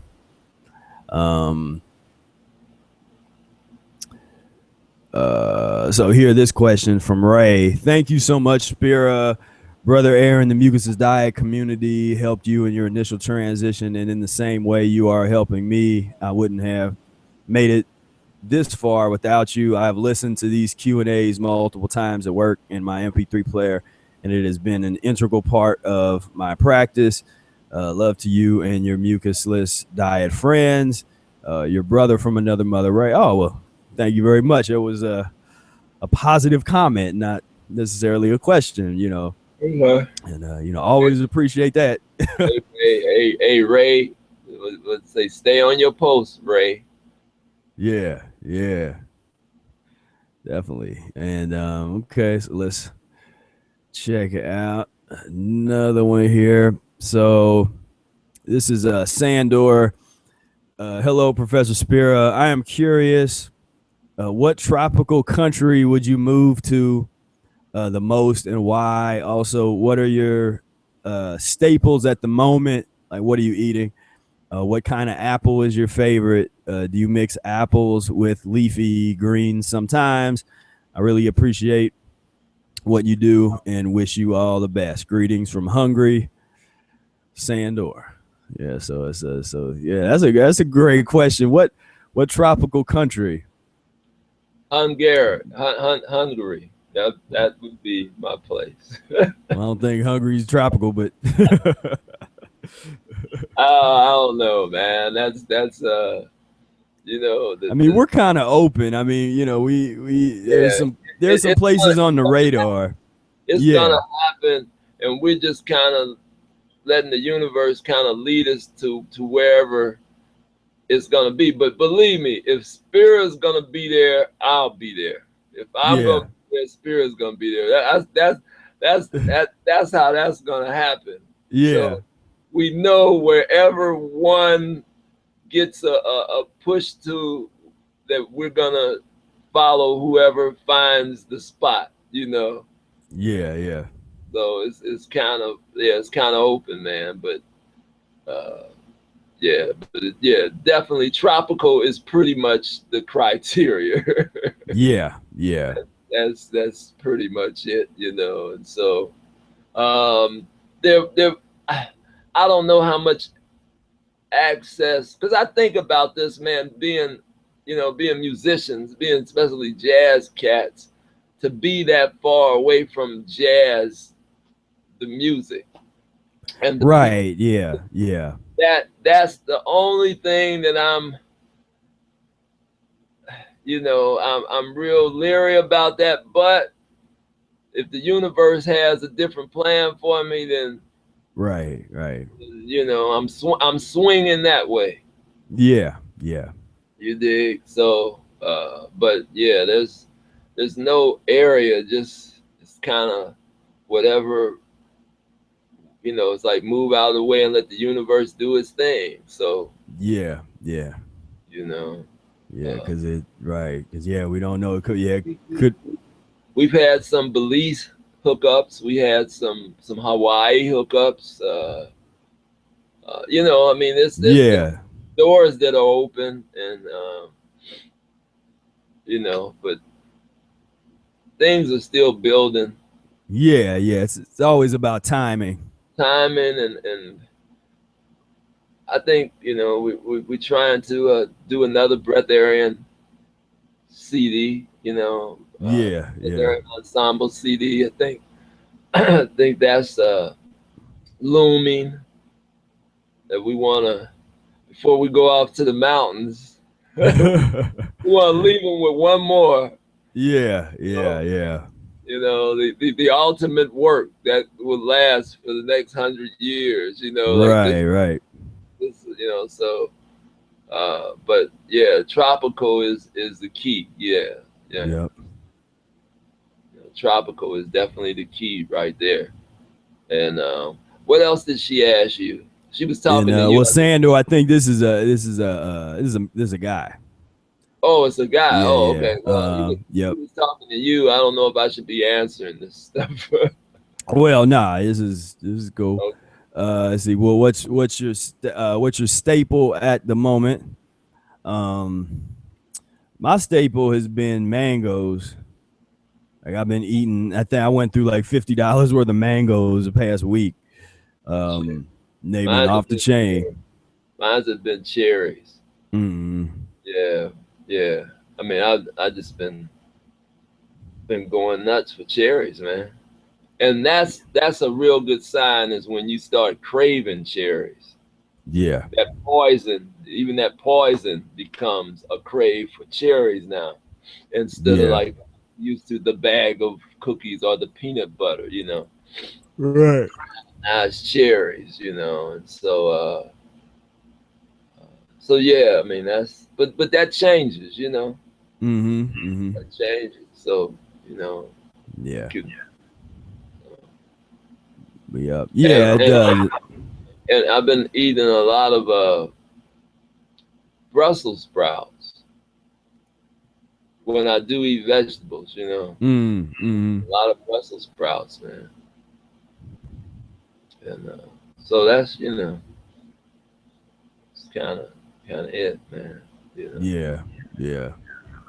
Yeah. I've been mangoes, and then I did about a week on just mangoes, and I got into, like, yesterday I had a salad in the, like, mangoes during the day, like in the afternoon, and salad later in the evening. And so yeah, and I actually need to go to the store today if I want to keep my mango vibe up. I got to go get some more mangoes because I just finished them yesterday. So yeah, so that's where it's at. But the thing that I'm most excited about right now is I've been getting a lot of sun. So I've been Yeah. going out and sunbathing, you know, like an hour or two a day at least. Wow. And you know, so that's like my favorite thing to do. And that's, I mean, that's my favorite meal. Is Yeah. the sun, you know, like Yeah. that's just, Yeah. Yeah, that's what man. I'm talking about. I've been getting a lot, and been getting a lot of sun too, man. More than I normally get, you know, being in the city, you Yeah. know. But that's just like a shock treatment for me. Yeah. Yeah. It just, man. And people be complaining about it, man. Like, I'd be like, man, I can eat this up Yeah. all Yeah. day. Stand in the sun, sit in the sun all day, you know.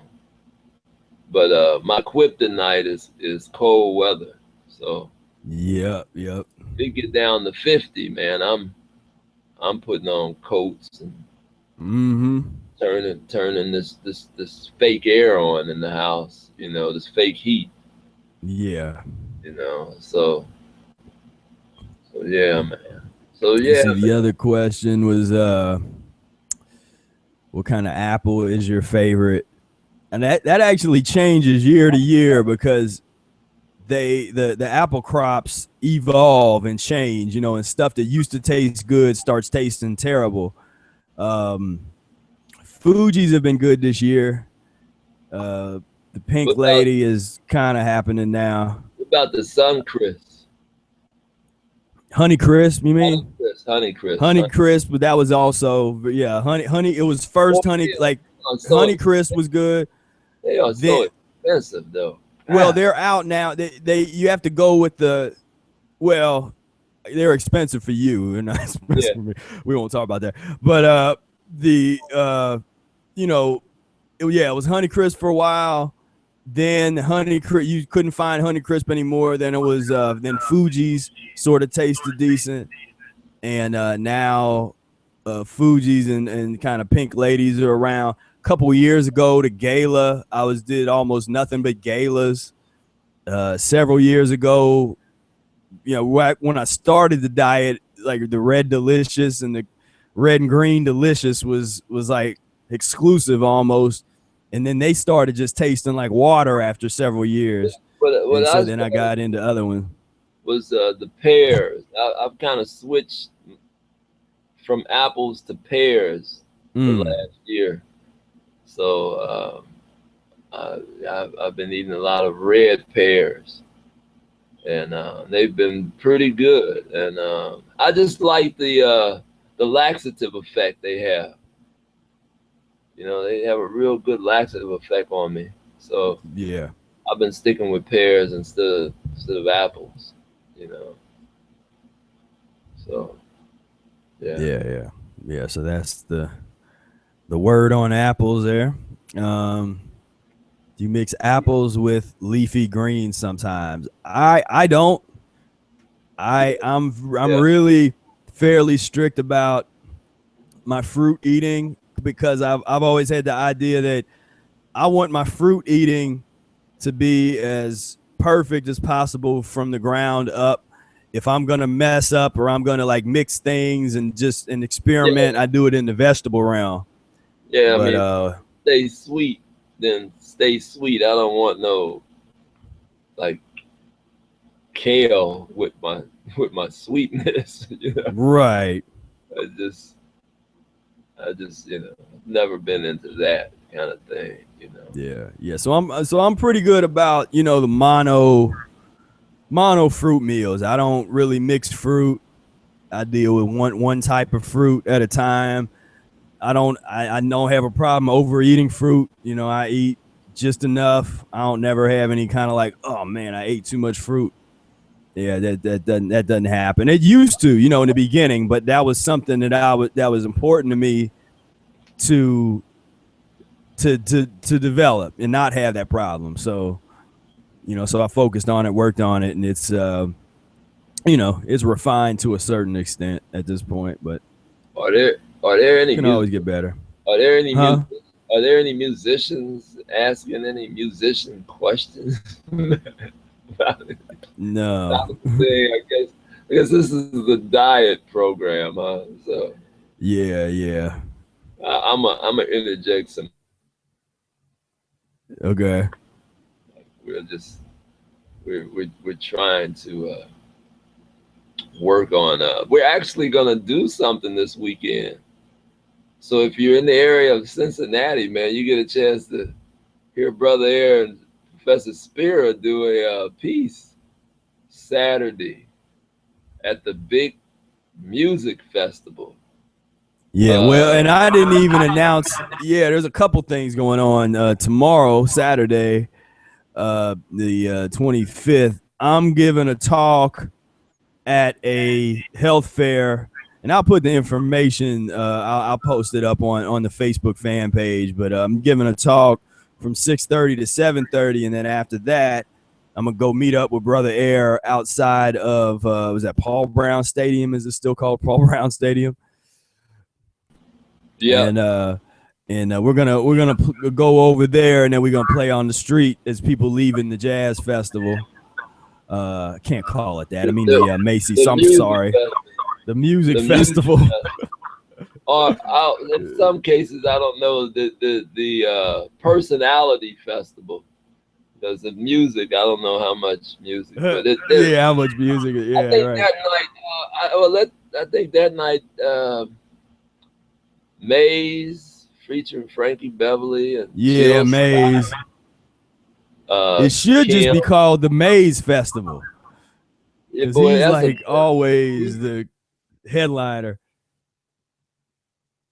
Yeah, I thought he retired.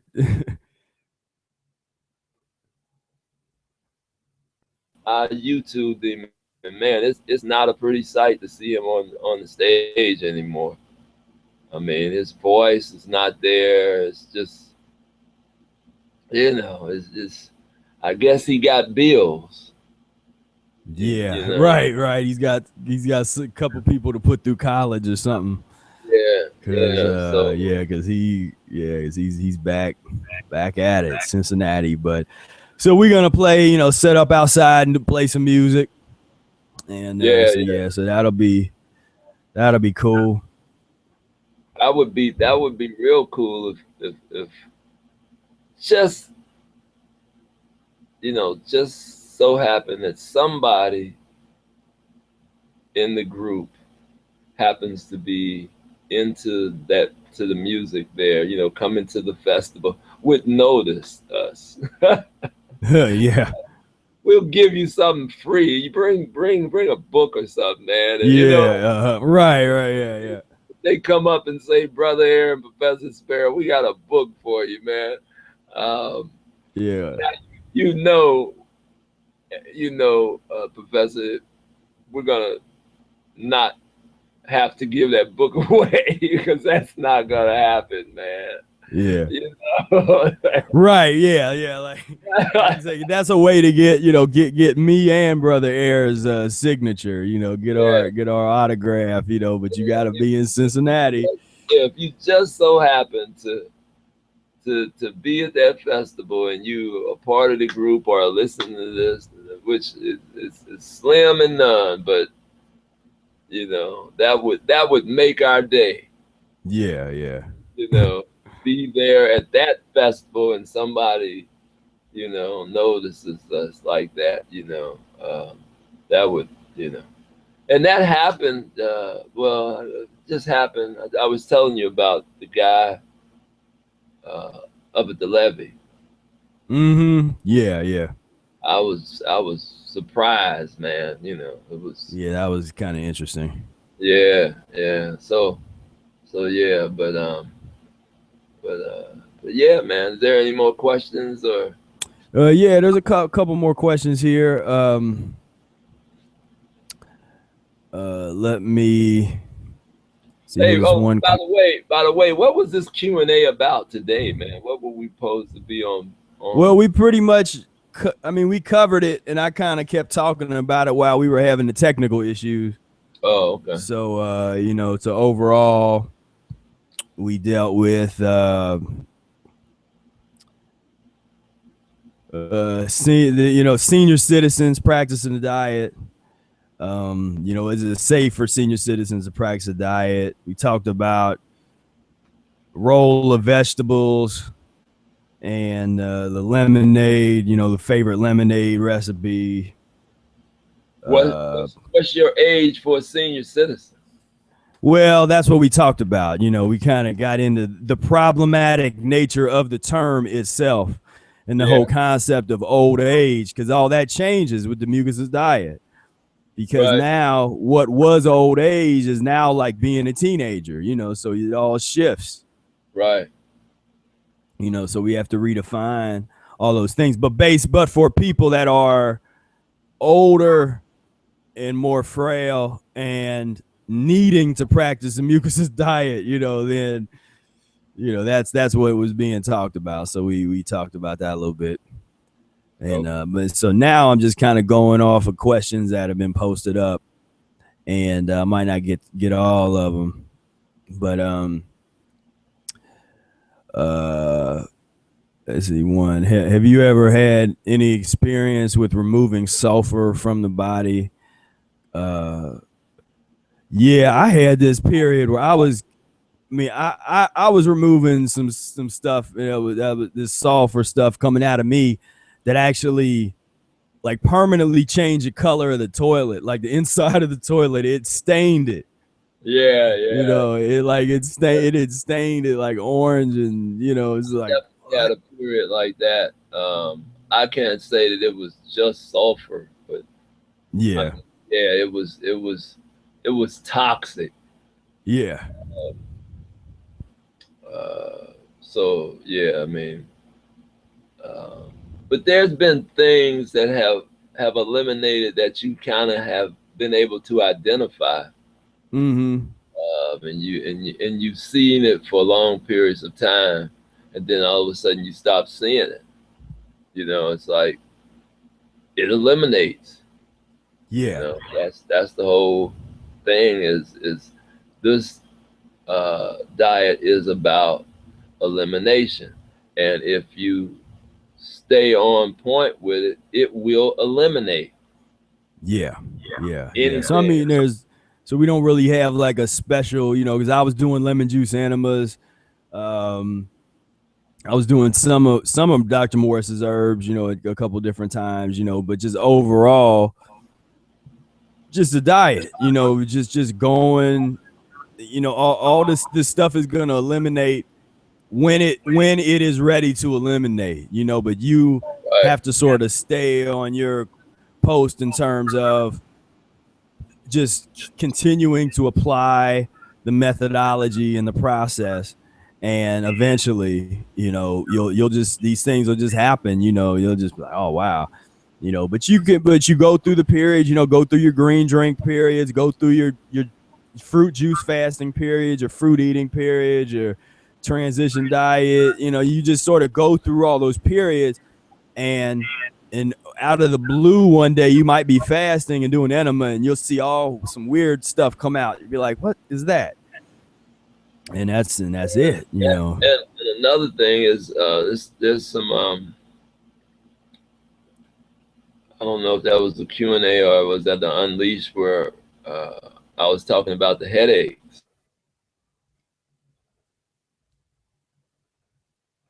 Yeah.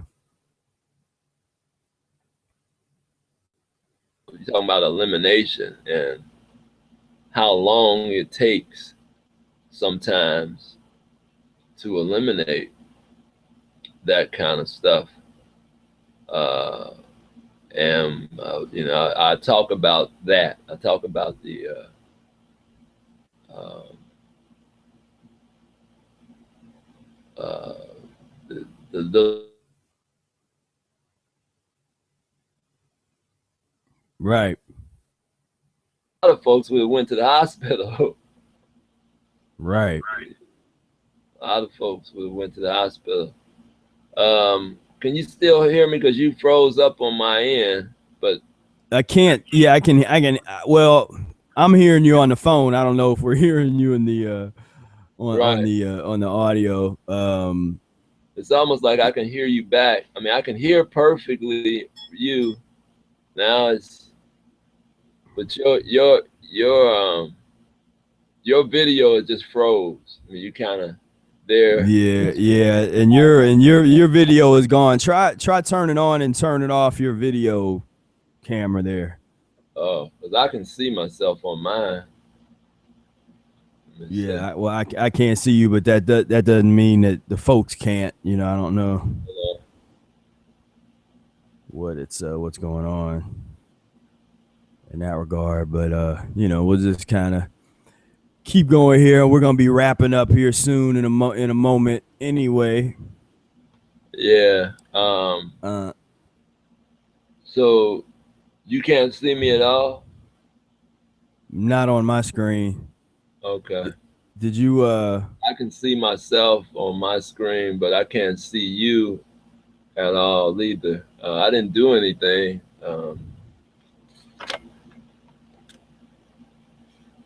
let me see something.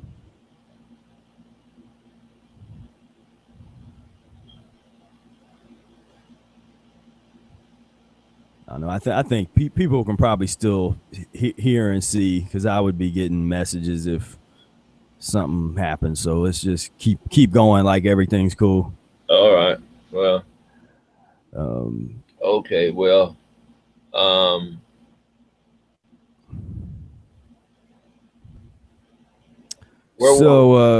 There we go. Let's see. Let's do a couple more. I got you back. Oh, okay. All right. Let's do a couple more questions here. Yeah, so we pretty much talked about the sulfur piece. What's the position on organic tofu from a mucusless diet standpoint? How does it compare to chickpeas or beans in terms of mucus yield? I've never been a fan of tofu. I stayed away from it. I had it once and it was like real slimy. And so I just didn't like that. I mean, I know it can be prepared different ways and stuff, but it was a little too slimy, too, It I just don't know. just a big white blob. I just never did tofu, never dug it. I remember buying it once, and I bought it, and it was just a big block of, like, nah. I'm just not a fan of tofu on no levels. It's almost replacing it with something that might be even worse than digesting meat. I mean, Right. it just tofu is not the way to go on no levels. And you talk about chickpeas, I probably would eat them before I would eat some tofu.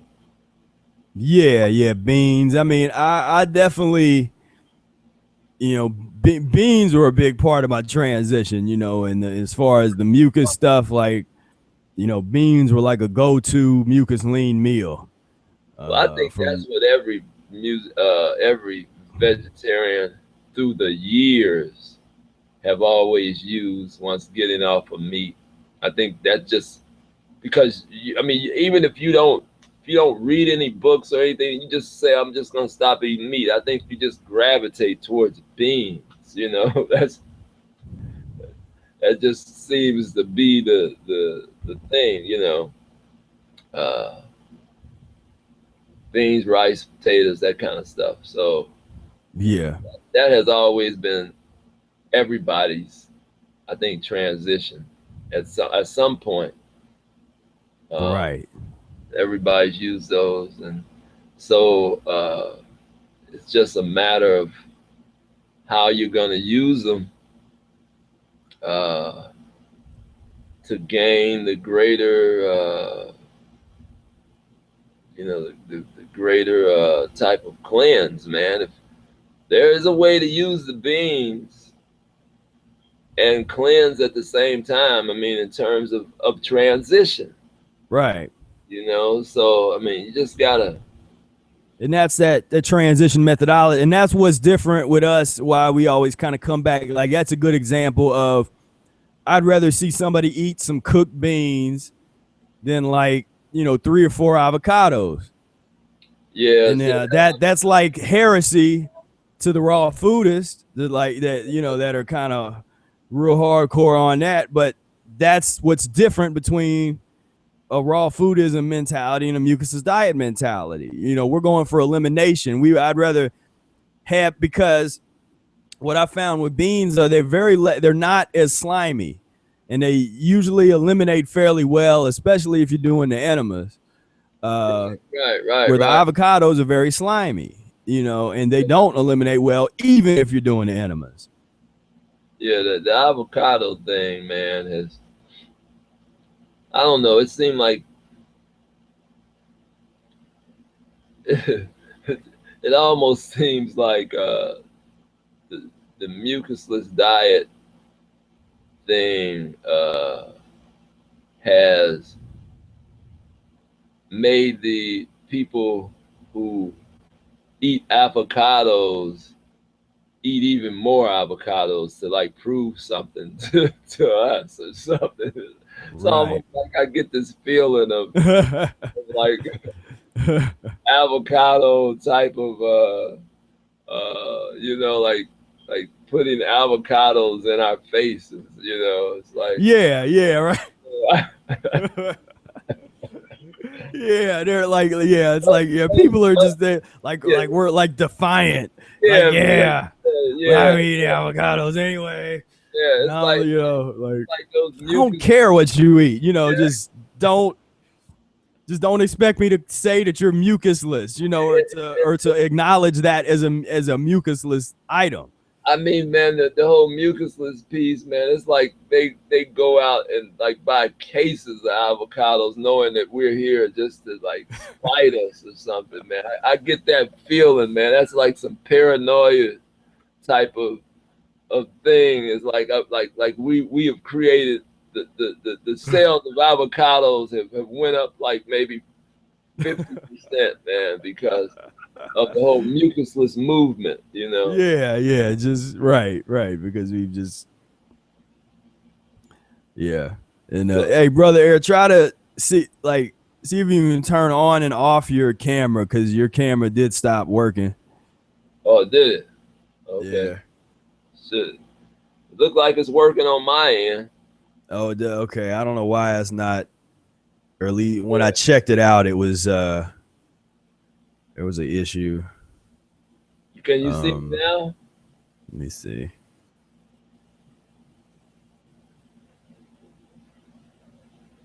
No. Yeah, look, I mean, I can't do too much other than because it's working on my end. Yeah, okay. Well, let's keep on going here. So we're getting actually getting a bunch of questions here popping in on us here toward the end. Let's see. So yeah, so that's our position on tofu. We would there's better options, you know. I think there's better things to use than tofu. Right. I'm interested in mucusless diet, but how do I gain weight? I'm not trying to be too skinny, and I see you have a well-balanced weight. Thanks. There was somebody else. I posted a picture up, and there was another question I got about, you know, because I don't look like bone thin, you know, and that, you know, and that confuses people sometimes. It's like, well, you know, I practice the Mucusless Diet Healing System. There's been times when I've been fairly thin, but even when I've done 6-month-long juice fast, I still never got thinner than some of my skinny uric acid meat-eating friends. I mean, I've never been that skinny, you know, and I don't care how much I fast, you know, and, you know, so I mean, and I know, you know, Brother Eric said the skinniest that he ever was what, that fruit period that you ate? Yeah. And that was the guy I ran into yesterday. I was telling you about. That was the guy that said something about it. Like, okay, like the last time I seen him, and that was when we ran into each other, and I was that thin. And he thought I just looked so bad, you know, because I was really thin. You know, yeah, and I was eating, so. Yeah, but like we said, you know, we don't really focus on weight in that way. Like, we're not trying to, okay, I want to do this or that. What happens is when you get clean enough, everything sort of shifts. A lot of the people that feel like they're underweight, especially if they get on and they're trying to eat mostly fruit and real, you know, real mucus free and that kind of stuff. If you haven't really neutralized the uric acid nature of your physiology, then you're gonna be super, super thin, you know, and that's what a lot of the folks that are the Fruitarian aspirants and, you know, and those folks that are kind of trying to maybe try to speed through the transition or skip over the transition, they find themselves like super bone thin. They never really took that time. They did, you know, I spent time and continue to spend time, you know, in different, you know, mucus lean periods, cooked mucusless periods, but I also have my fruit periods, my raw fruit periods, and my juice fasting, and you know, so I practice the system. I do the whole system, you know, so I don't never spend too much time in one space. Like if I'm eating mucus lean, I'm gonna catch myself at some point, like, or actually I don't even have to catch myself. My body forces me out of it. Like, man, I'm tired of this. Like, I'm tired of eating like this. Like, I go back to fruit, you know, or go fast, you know, or go whatever, you know. so in terms of that, for me, it's just about the more that you can kind of focus on the transition and focus on the mucusless diet transition, and try not to get too strung out on the, like trying to be so strict in terms of the raw dogma, the raw methodologies and Yeah, dogmas and stuff when it's not relevant to the mucusless diet. that kind of stuff, man, just it's not relevant to nothing. It's not relevant to anything, man. Trying to be something, I mean, you know what I mean? It's the transition is everything, man. And so when you're trying to, in your head, I want to be raw, I want to be vegan, I want to be mucusless, I want it, whatever it is, it's all just really, those labels don't mean anything other than, your elimination, man. I mean, you can look in the bottom of the toilet and see what you are. That can tell you exactly what you are. When you look after you get, that's who you are right there. If you want to call that raw or mucusless or whatever, then you can call it whatever you want to call it. All those labels are great for your own self-esteem, I guess. But the bottom line is, look at your elimination, and that'll tell you just who you are. And so yeah, that's a good point. Yeah, it's just the labels are just labels at a level they're not relevant. They just get we can use it to identify each other. Oh wow, right. Practices the mucusless diet. That's beautiful. But the bottom line, man, is really about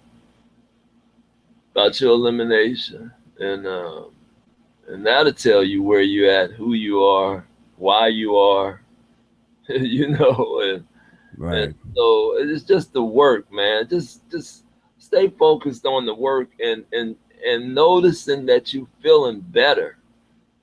It's like feeling like you never felt before. That's what you need to be trying to deal with.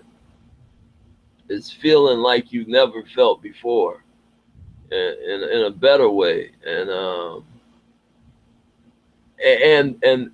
that will sustain.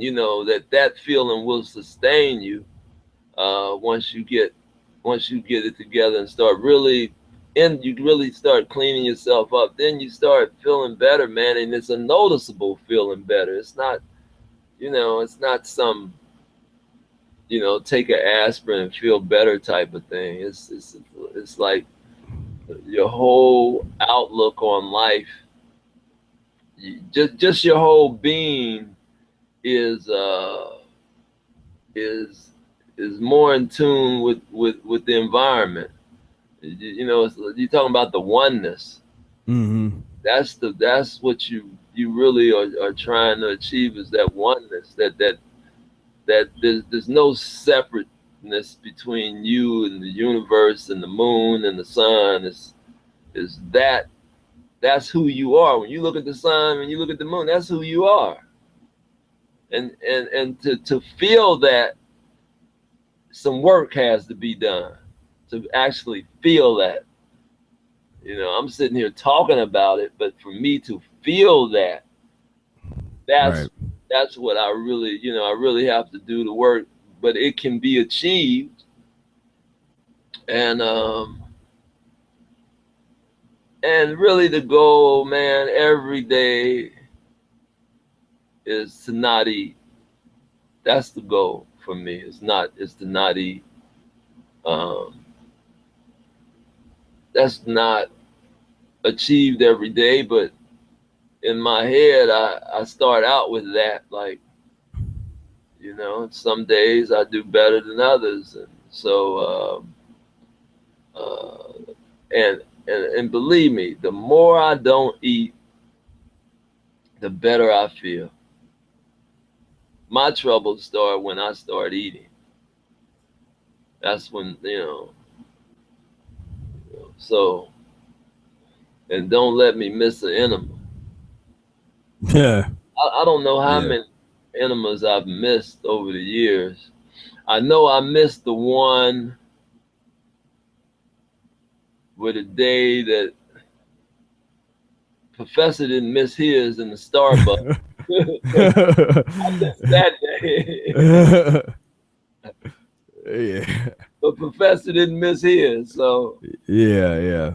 he's definitely one up on me as far as days, So Right. Yeah. so, But all right, let's see. A couple more questions here.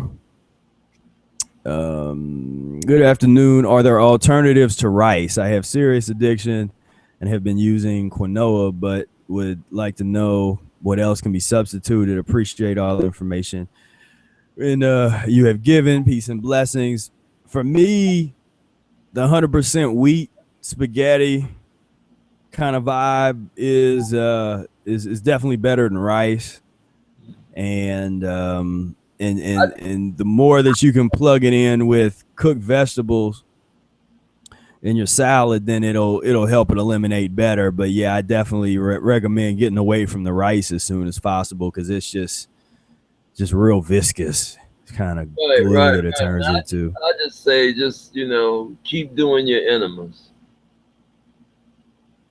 and that will, Right. And eventually, the rice thing will become too heavy. yeah. It will eliminate itself. That's what we're talking about, the comfort part of this thing.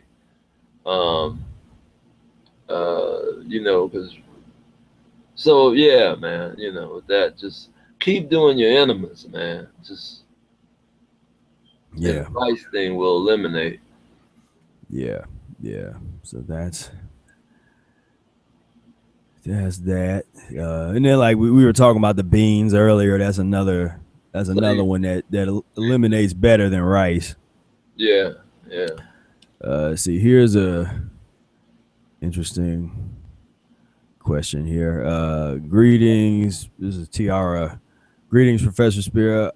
I recently been thinking about the group of women that I find myself surrounded by on a daily basis. A lot of the women in my family and friend circle have really taken hold of the natural hair movement. They tend to have a lot of passion behind their choice for going natural. I'm thinking of using that as a catalyst to get more young women of color, such as myself, to realize how important their physiological health is as well. I would love to see the Mucusless Diet Healing System really have make a profound impact on the communities that tend to be exposed to greater health risks, and those that may feel they don't have the means or motivation to make a lifestyle change. I want to shift the obsessive focus off of the appearance aspect and really help people to understand that once you take care of what's going on inside, everything else will fall into place. Ditto. His brother here says, yeah, so it's not a question. Yeah, that's a great comment. I think brother Aaron, we have been talking about that, where I did a interview a little while back. We were talking about, natural, the dreadlocks and the natural hair and that whole movement and stuff. And we were kind of talking about that with Warheed. The free forming and free form. Yeah. So there's a word for it. Yeah. So I think that's something that we want to try to invest more time into, is plugging into that community. We've traditionally had trouble with really being embraced by like the so-called Black consciousness community, because We don't even want to get it. What I will say is that the freeformer system, well, I ended up watching that, and she was saying, she called me Professor Air. So I was honored, you know, with the professorship. But she was saying that she should have got me on there with, you know. So I'm saying, if you're listening, hey, hit me up. I love to do your show. You know. Yeah, yeah, yeah. I dig what you're doing with the hair thing. Yeah. So, you know. Yeah. So Yeah. yeah, go ahead. But yeah, the comment that you just made, I mean, it was to you, and I guess she was just making a statement. Yeah, yeah. It was kind of a statement about like what you know, that she gets it. You know, she understands like this information is important, and it's particularly important for, you know, it's kind of that attitude, and that's I sort of confront folks in those communities sometimes. Like, if you're gonna be concerned about like natural, you know, and the whole concept of being natural, and it's a good thing, you starting with your hair and your consciousness and this understanding of, okay, I'm trying to go natural. Keep going. Don't stop with your hair. Keep going natural. Go natural with your diet. But you said something. You said the Black community, and that's Did I cuss? I don't know. You gotta check the tape for that one. I don't know. Is that a bad word? Yeah, man. Oh man, when it comes to talking about the Mucusless Diet Healing System, yeah, the Black community, I don't know if that exists in our realm, because you're talking about dogma, man, you know. So I just don't. Oh man, that's the I mean, and that's the challenge. You know, that's the challenge of really trying to share this information with certain groups of people. You know, where you trying to, you know, you have to have a certain level of open-mindedness. You know, but I will say this with the Black community, you're talking about being unleashed in terms of if the Black community took hold to this, it would elevate the whole mucusless diet world. It would change the world. It would change the world immediately. And that people all over the world could see this. That's the power of Black folks taking hold of this and really getting into it. I mean, you're talking about the plug-in. It would take it to the 10th power, man. I mean, that's the one thing that I do know.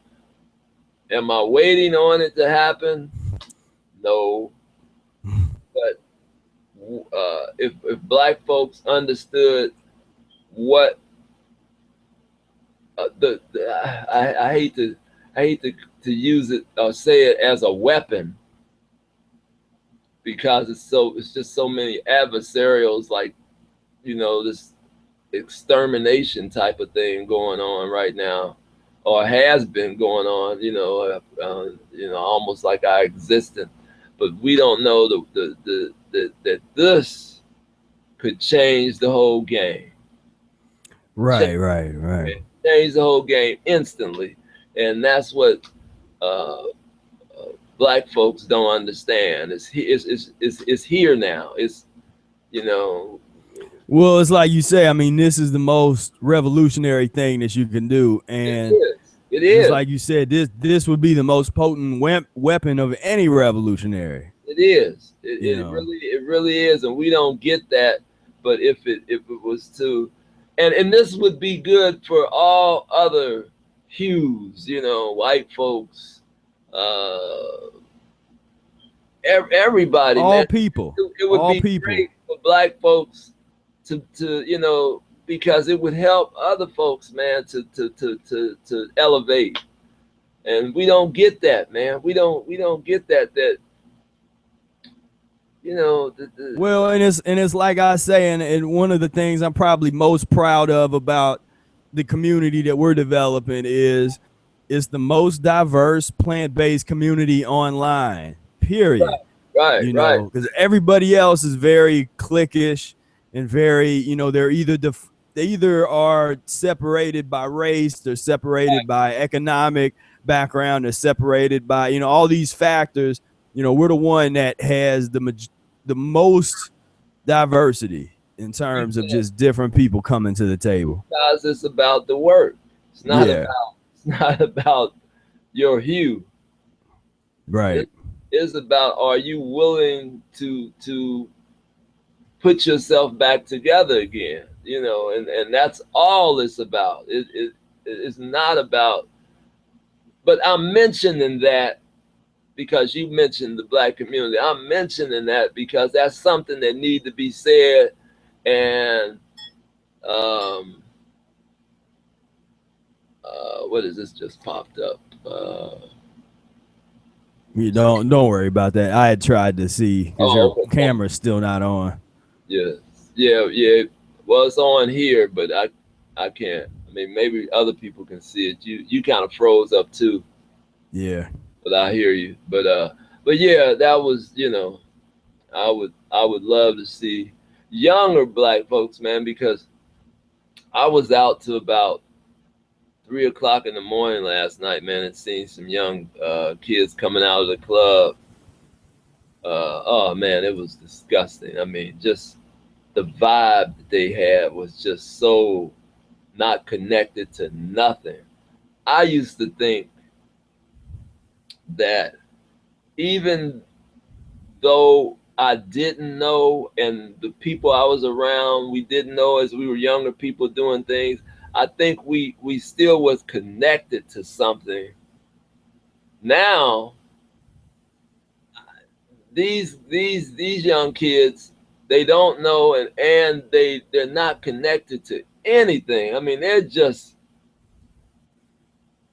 on a whole nother frequency, man, that's gonna be hard to reel them back in, you know. And that's where that term, they shoot horses, don't they, really can apply. Right. Because I watched them, man.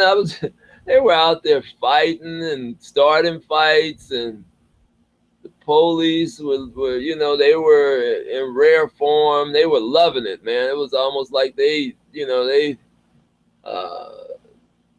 get hyped, man. At 2 o'clock in the morning when the clubs let out, they seem to come ready, like this is a part of what they became officers for, you know. Right. And it was just, I just sat there, man, and just watched all these are Black kids, and man, it was just, you know, it was like almost like I couldn't even relate in terms of identifying, like I didn't feel a part of them, and I've never not felt a part of Black folks. Now it's becoming like I don't feel a part. I feel like I'm just, you know, another race of people almost. I mean, you know what I mean? If you want to use that word, which, you know, but it's going in that direction. So this young sister who was this a sister who was asking the question? Yeah.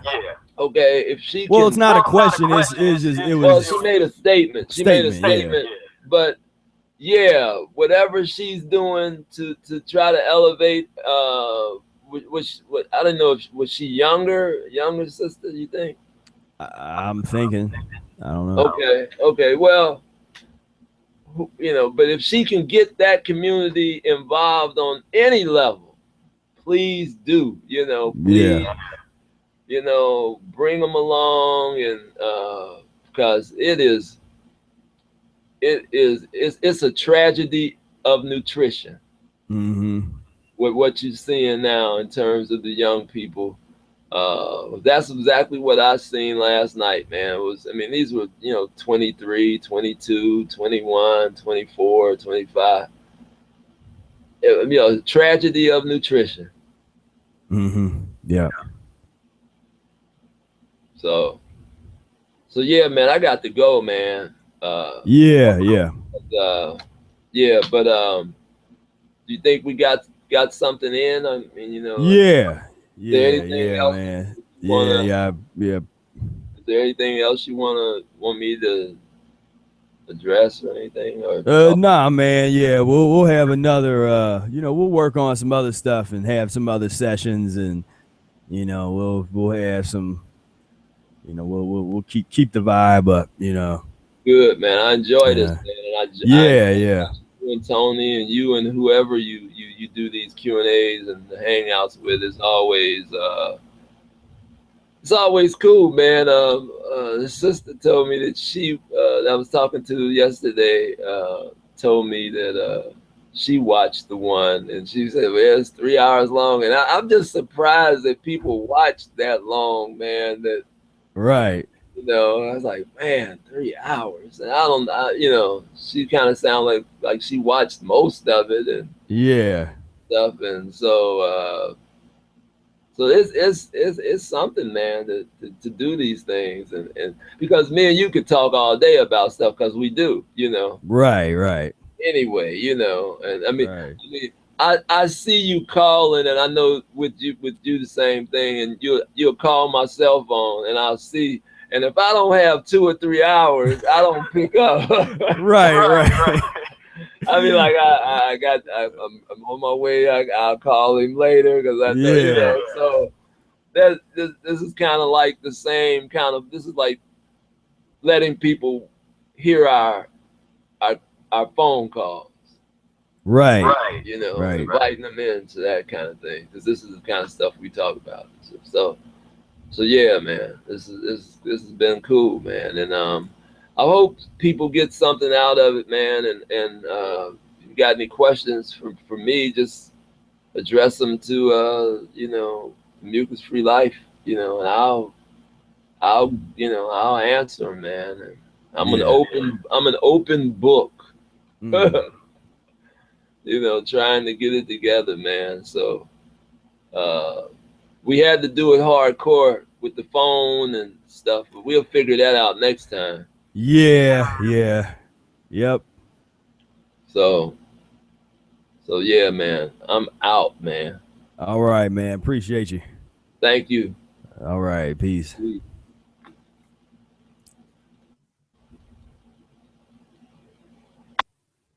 All right. So yeah, so really, it's always a privilege to have Brother Air on the show, and or any of the shows or anything that I do on here, and because he's he's the cat, and he's got just got so much experience and has brought so much to the table in terms of the practice of Mucusless diet, and just really has that wisdom and that unique analysis, and that comes from a unique experience that you only going to get from him, and then in general, just Mucusless diet practitioners. There's really nobody else out there that comes to the table with the kind of analysis that we have about diet, and that freedom to think differently. Because that's what I try to get across is be free to think differently about your body, about diet, about all of these issues. Because when you start to change your thought process, your action can go along with that, but there's sort of a vice versa piece, because sometimes you just like, okay, I'm going to start changing my action, and the consciousness goes. So, it's kind of a figure eight at a certain point where it feeds into the next thing. But you at some point you got to get started. You got to just like, okay, I'm just going to do it, and you get going. But yeah, let me see if there's any other questions that I can address. So do you guys notice a change in your hearing on fasting days? Does sound become louder? And yeah, what happens to me, my hearing sort of, it doesn't necessarily change back and forth now with fasting. I mean, sometimes it can a little bit, or it wouldn't say things get louder, but they get more refined, more heightened, you know. And as a musician, I study sound, you know, and I already listen very, you know, I've trained myself to listen attentively to inflection, you know, to, so whether it be voice or whether it be an instrument or a, you know, timbre, volume, articulation, you know, so I listen very deeply already, you know. And when I was studying and getting deeper into my ear training studies, I was also practicing the Mucusless diet. So it actually was like the perfect marriage, because my ears are opening up. And maybe the first time that I did a long fast, and just when I was getting into the diet, I definitely had an experience where there was like, all of a sudden everything opened up and I could just hear, like, just felt like some Superman hearing. I could just, you know, and just hear stuff way over there and way over here. And, you know, if you've seen that movie Ray, you know, where he could hear that hummingbird, like that type of, like, where you really could hear real minute. But after a while, but that, even when I started eating, that didn't necessarily go away. And so now it's just more of a, you know, being able to pay attention and stuff. The problem with that is, at least for me, is a sensitivity in terms of, I can, if, like, I couldn't live someplace where it was real loud. Like if it was loud outside, you know, I'm blessed to be someplace where I'm sort of at the end of a dead end. It's very quiet, because I can hear, if there's just a car that drives by, you know, it kind of takes my attention, and I can hear it. And if there's, like, earlier, you might even seen me look in that direction, because I heard that there was a truck outside that is just sitting there. A lot of people wouldn't probably hear that, you know, just because it's not super loud, but I can hear, you know, I can hear all that kind of stuff. And it kind of bothers me a little bit, you know, if there's a lot of stuff, like noises and stuff, you know. And so, and I live alone. So, you know, I know some people, they live with multiple people, and there's just the noises of people living together in a home. You know, I don't have to deal with that piece. But so yeah, I mean, hearing, smell was the same thing. You know, my sense of smell got super sensitive, and if you could say I smell louder, yeah, and especially when I fast, I smell louder. If I could make that, you know, that meaning of, you know, swapping meaning of the senses to make a point, you know, if I'm like, and where I really started to notice that was when I walk into a supermarket. I can smell what fruits are ripe just walking in the door. As long as if they've been cooking bunch of chicken and a bunch of nasty crap, especially in their week old oil that they use, because, you know, it's just like Kroger and this kind of stuff. That's actually that gets on my nerves, you know, and it's hard, and that kind of can complicate the smell, but I can still usually smell through. And if I walk in, I'm like, oh, there's some strawberries in here that are good, or I can be like, oh man, there's some green peppers over there that's good, or, you know, some apples or something, you know, it's just kind of smell. And then when I check the fruit, you know, I'll pick it up and kind of go, I gotta, you know, my little, I almost want to, like, be at one with the fruit when I'm buying it. You know, I just don't look at it and whatever. Like, I kind of want to understand its aura almost, you know, if I was to get abstract and deep, you know. And it's more of an emotional, it's almost like I emotionally will buy the fruit, you know, because I don't just pick up some random stuff. And I see people do that. They won't even check it. They'll just grab a bag of some cheap stuff that's on sale and then just put it in. And it's like, okay, and they're probably that's what they're gonna try to give their kids, and then they're gonna wonder why their kids don't like fruit, because you bought the cheapest fruit you could find. Now, you spent a ton of money on that meat. You know, you spent $20-$30 on some steak or some porterhouse or something, but you spent $2 on a bag of the cheapest apples you could find. And then you wonder why your child don't want to eat fruit, because it's disgusting. Like, the fruit you're picking is nasty, you know. But if you have that sensitivity and you have that nose for good fruit, then, you know, so when I go in and I'm checking it out, I'll pick it up and, you know, I kind of can tell and I'll smell it. You know, if you get to especially like on an apple, you just kind of smell the top or the bottom of it, and you can kind of you can tell if it's going to be sweet or not. I mean, I can pretty much smell it and know how it's going to taste. You know, a mango, if it's ripe, you know, I can kind of smell it. I can tell if it's going to be sweet or not. Really with most fruit, most fruit I can tell by smelling it if it gives it off an aroma. Grapes don't necessarily give off a whole lot of aroma, so you have to kind of taste those. But melon's another one. If you don't, you kind of smell the belly button. It's like on the two sides, the top and the bottom. You can kind of smell that, and if there's a nice pleasant aroma coming from it, then it means it's ripe and it's sweet.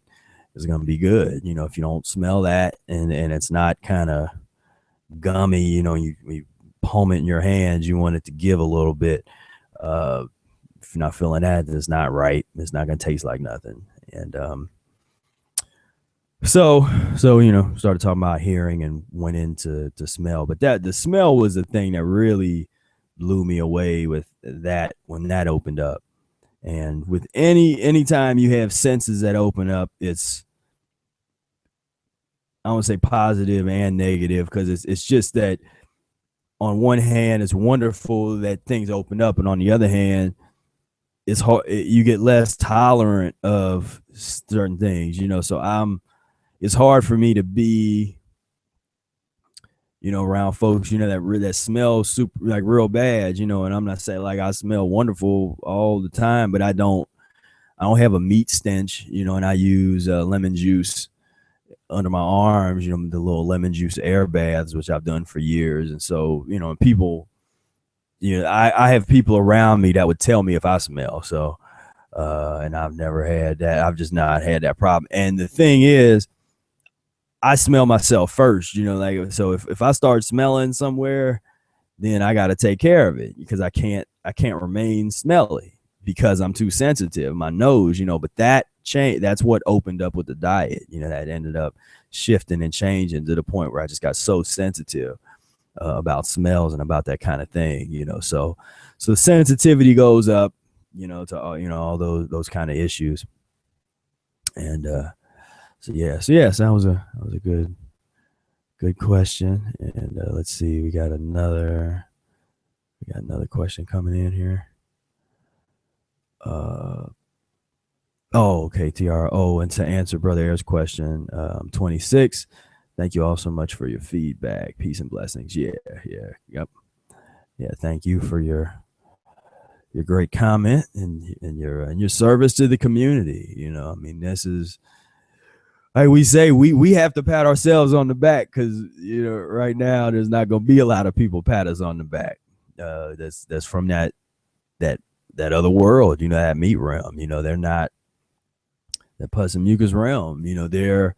They're scared of what we're talking about. A lot of them, and they're scared because they're addicted to the pus and mucus, and so. Here we come, and they know we're righteous. They know we're not trying to do anything. We're not trying to harm people. We're not trying to lead people down some path where they're going to get all, be taken, be taken advantage of in some kind of way, or, telling people to do all this, weird like sexual things, or all these different things that is mainstream, that has become acceptable within society, whether it be, people look at us like we're just off the chain, but then go look at the content of what the rappers or the rock stars, or, look at what they're talking about, and then look at what we're talking about. And we're talking about people getting free, physiological freedom, free your mind, read some books, study your history, study the history of these theories that they have conditioned you to know. That's that I mean, we're more hip hop in that sense, historically speaking, than a lot of the modern day cast that's up here trying to rap and stuff. Is that you go back to the last poets, you know, go back to Gil Scott Heron, you know, the foundation. It was always about revolution. It was about folks that really had a cogent analysis of society and oppression and was able to artistically articulate it in a, you know, very astute manner. And I'm not seeing that, at least with the mainstream, a lot of the mainstream folks in that whole, you know, musically and stuff. But that's another, yeah, that's a whole other topic. So yeah, I think what we're gonna do here is maybe since we're at the end, there's one thing I wanted to try. So since those of you that have hung out to the end, I want to try something. I'm gonna see it. I don't know if this is gonna work, but I'm gonna join the hangout with my phone. Don't know why is it doing it?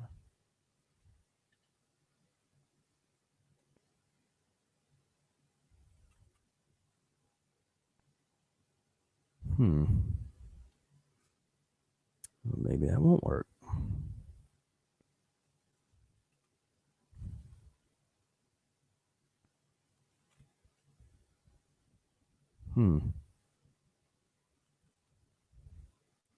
Let's try something else. Yeah, bear with me here. We're hanging out. By this point, we're just hanging out. You know, we're just chilling.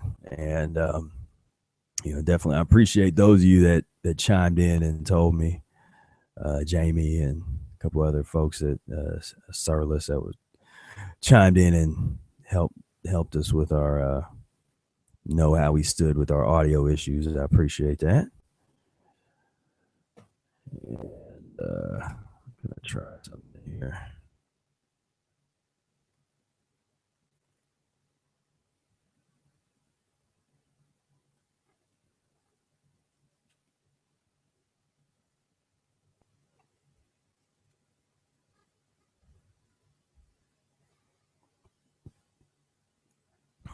So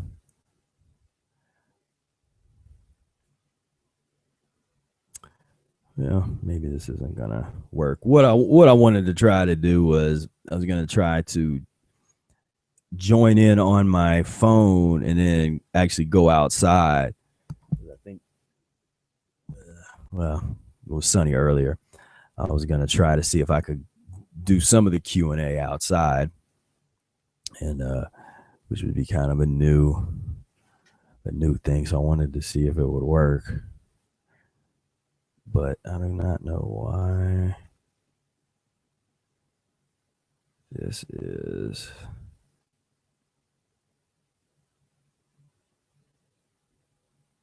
doing this.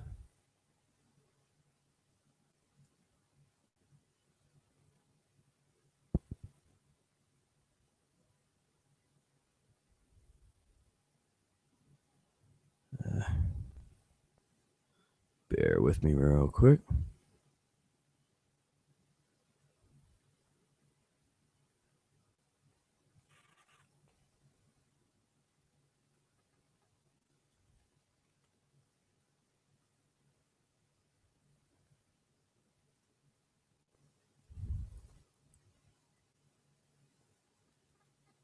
Well, this was working earlier. I don't know why all of a sudden it doesn't want to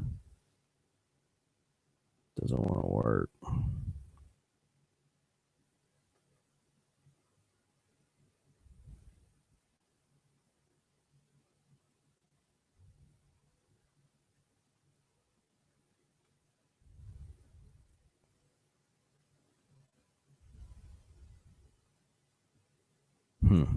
So I guess we will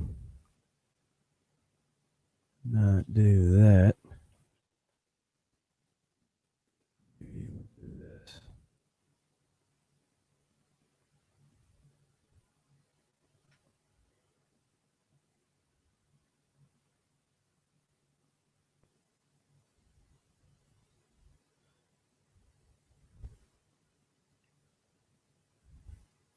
Oh well, I don't think it's gonna work. Sorry about that. Thanks for bearing with me, those of you that's watching. Let's see. Let's give you guys a few more seconds to ask any more questions. We got Leslie has a question. I am a devout Professor Errett follower, and so pleased his writings have been brought back to us through yourself. Inspiring. I know activated charcoal is not healthy as it is petrochemical. Please, would you explain from your knowledge exactly why activated charcoal is not healthy? Does not promote health. Well, I mean,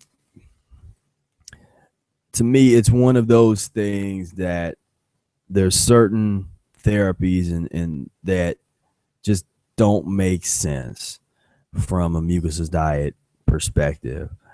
And one of them would just be sort of eating,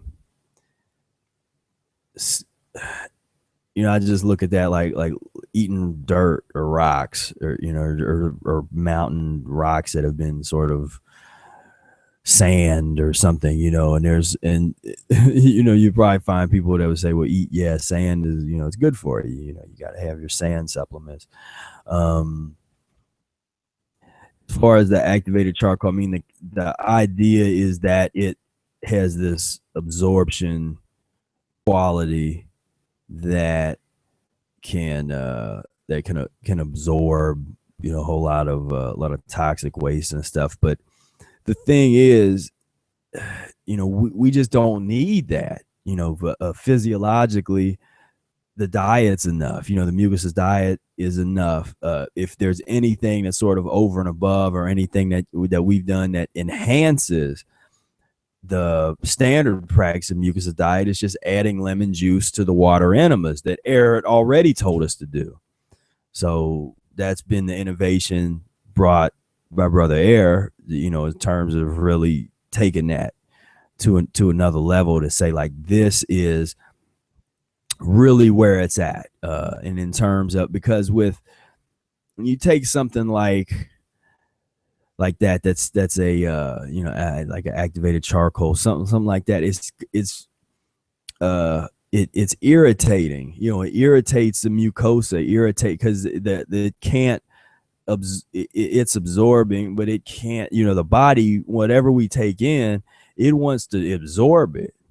So if we're taking the chemicals and minerals and things that are not derived from, as Eric said, anything that's not come from the plant kingdom, that's not plant-based, that's not a fruit or a vegetable, is not natural for the body. And so there's always going to be some kind of consequence or some kind of issue that goes along with that. So what we found is basically, it's just really about the straight and narrow. I can't, won't get into too scientific details, trying to break down or say, well, why it's good or bad. It's just that with mucusless diet mentality and understanding, it's just not something that you would want to put in your body, just because it's so unnatural for us to eat. There's no attraction to say, oh man, I really, we're attracted to grapes, we're attracted to apples. You want something that's going to absorb toxic waste. Eat some apples, drink some apple juice, eat some, do a green drink, put a bunch of celery and cilantro and just parsley. That's what I was trying to think of. There's just so many tools that we can use within the plant kingdom that we don't really have to resort, in my opinion, we don't have to resort to something like the charcoal. And the other thing is you can't poison yourself with grapes. Now if you are very toxic and you overeat it and you overeat them, or you're trying to eat them and not deal with the system with the vegetables, that's going to also help to flush your system out. It's not the grapes that would make you sick. It's the toxicity that you have in your body, so it's not the grapes' fault. But that's different where, from what I understand with the charcoal, if you eat too much, there's an amount that you don't want to eat more than, where you get poisoned from it. So you can't, there's no such thing as you say food poisoning. There's not a lemon juice poisoning, or a grape poisoning, or an apple poisoning. You can be poisoned from meat because it is poison. It's nasty. There's certain herbs that you eat too much of, you get poisoned from that. There's certain fruits that and vegetables, there's a lot of things that aren't met that for us to eat and consume. And anything that if you over consume it, it turns into a poisonous thing, or a negative proposition. Probably gonna be something that you want to stay away from. So like with the charcoal, you overdose on it. It's not gonna be a good, pretty picture there. So I guess that's kind of my thinking on that is, you could make a lot of cases for it in terms of trying to break down chemically its absorption rate and all this kind of stuff. But, at the end of the day, to us, we kind of would put it in that category of like a coffee enema, where for us, it just doesn't make sense, in terms of it doesn't have the cleansing effect. It has a stimulating effect, at least the coffee enema does, but it doesn't have the type of cleansing that we're looking for. That's really more of a natural kind of cleansing. Then somebody else will come and say, well, lemon juice enema, that's what's natural about that. Well, it's a lot more natural than surgery. It's a lot more natural than a lot of the methodologies and the other things that people try to do. And it's something that's necessary given how far we've gotten away from nature, and how toxic we are. It's sort of the one tool. There's other tools we have, but I think that, that enema is a fairly important one for us, to really get those poisons moving, get that stuff out of there, keep it moving, over a period of time. So, so that's kind of my wrap on that, is just that, I personally wouldn't do it, and I wouldn't advise doing that because, we got the Mucusless diet, which is, I think that's enough. We got that, in the world of herbs. Again, that's something like I said, I'll talk about that day, in some time in the future with my, and I really, really have a really supreme analysis of it and how it can really be used with the Mucusless diet to take things to a whole different level. But, so there's definitely therapies, but the charcoal one is not one of my recommended ones. And so thank you for that. As a regarding, okay, I'm just seeing this regarding my question on activated charcoal. Please do notify me of follow-up comments by email and a new post by email in your newsletter. Okay, yeah, I'll do that. Yeah, and if it comes up again, that might be something. The thing is, this was the first time I've been asked that question, so that's interesting. And I always like new questions and to explore new things, and that's something to be looked at. You know, and I know some people, there's that along those lines, the clay, you know, there's the clay question, and I'll get that question sometimes of the clay shakes. You know, I'm not a fan of the clay shakes, you know, that methodology, but you know, there is I did experiment with a GI broom that I think had a little bit of that in there, and along with some other things, you know, but you know, I'll talk, you know, like I said, I'll get into some of that kind of stuff another day. Let's see. Jamie has commented, loving this. Guys, we're building the arts, or we're building the arc. Yeah, brother Air. The more I do eat, the better I feel, and don't let me miss an enema. Oh yeah. The more I don't eat, the better I feel, and don't let me miss an enema. Yeah, right on. I'm taking notes on this. No matter how much stalling my mind can come up with before I have one. Once I do an enema, I feel so much better. And to the other viewers, as they said, it's never too late or too early to start the healing system. Enjoyed this Q&A 11 very much. Keep spreading the wisdom. Thank you, brothers. Peace and love. Yeah. And yeah, we definitely appreciate you and the support, you know, and you know, the more that we just get that support, it's like Brother Air said, that's new, you know, this kind of support and this kind of attention is something that is new for, you know, Mucusless Diet practitioners, because this isn't, up until now, it's not really been something that had that kind of prominence. You know, it was framed in that kind of way, at least maybe not since, you know, 1920s, back when Eric was still giving lectures, and Fred Hirsch was starting to, you know, really get things moving, you know, in the 20s and the 30s with the Eric Club, you know, the early Eric Club. You know, at the same time, you know, Fred Hirsch, he you know, he could only take things as far as he could take it, and then other people have to pick it up, you know, where they left off and keep going. And so that's what that's what we're trying to do. So I think we're going to wrap it on up here. This has been a great session, and I appreciate you bearing with us as we tried to navigate some of the technical difficulties and issues, and as always, but again, I really appreciate right now, get the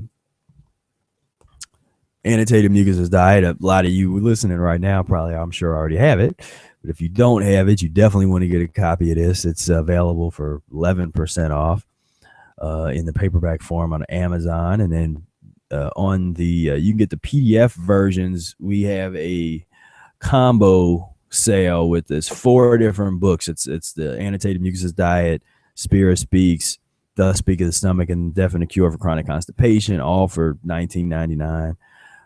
Check that out, mucusfreelife.com/storefront to visit our store. And but yeah, this is, you know, this is only the beginning. You know, we are just getting started in terms of this movement. And those of you that are here right now, I mean, you're at the ground floor. You know, this is you know, it's like the quote that Qualian said a while back. It was you know, this mucus-free movement is the next big thing, you know, since organic.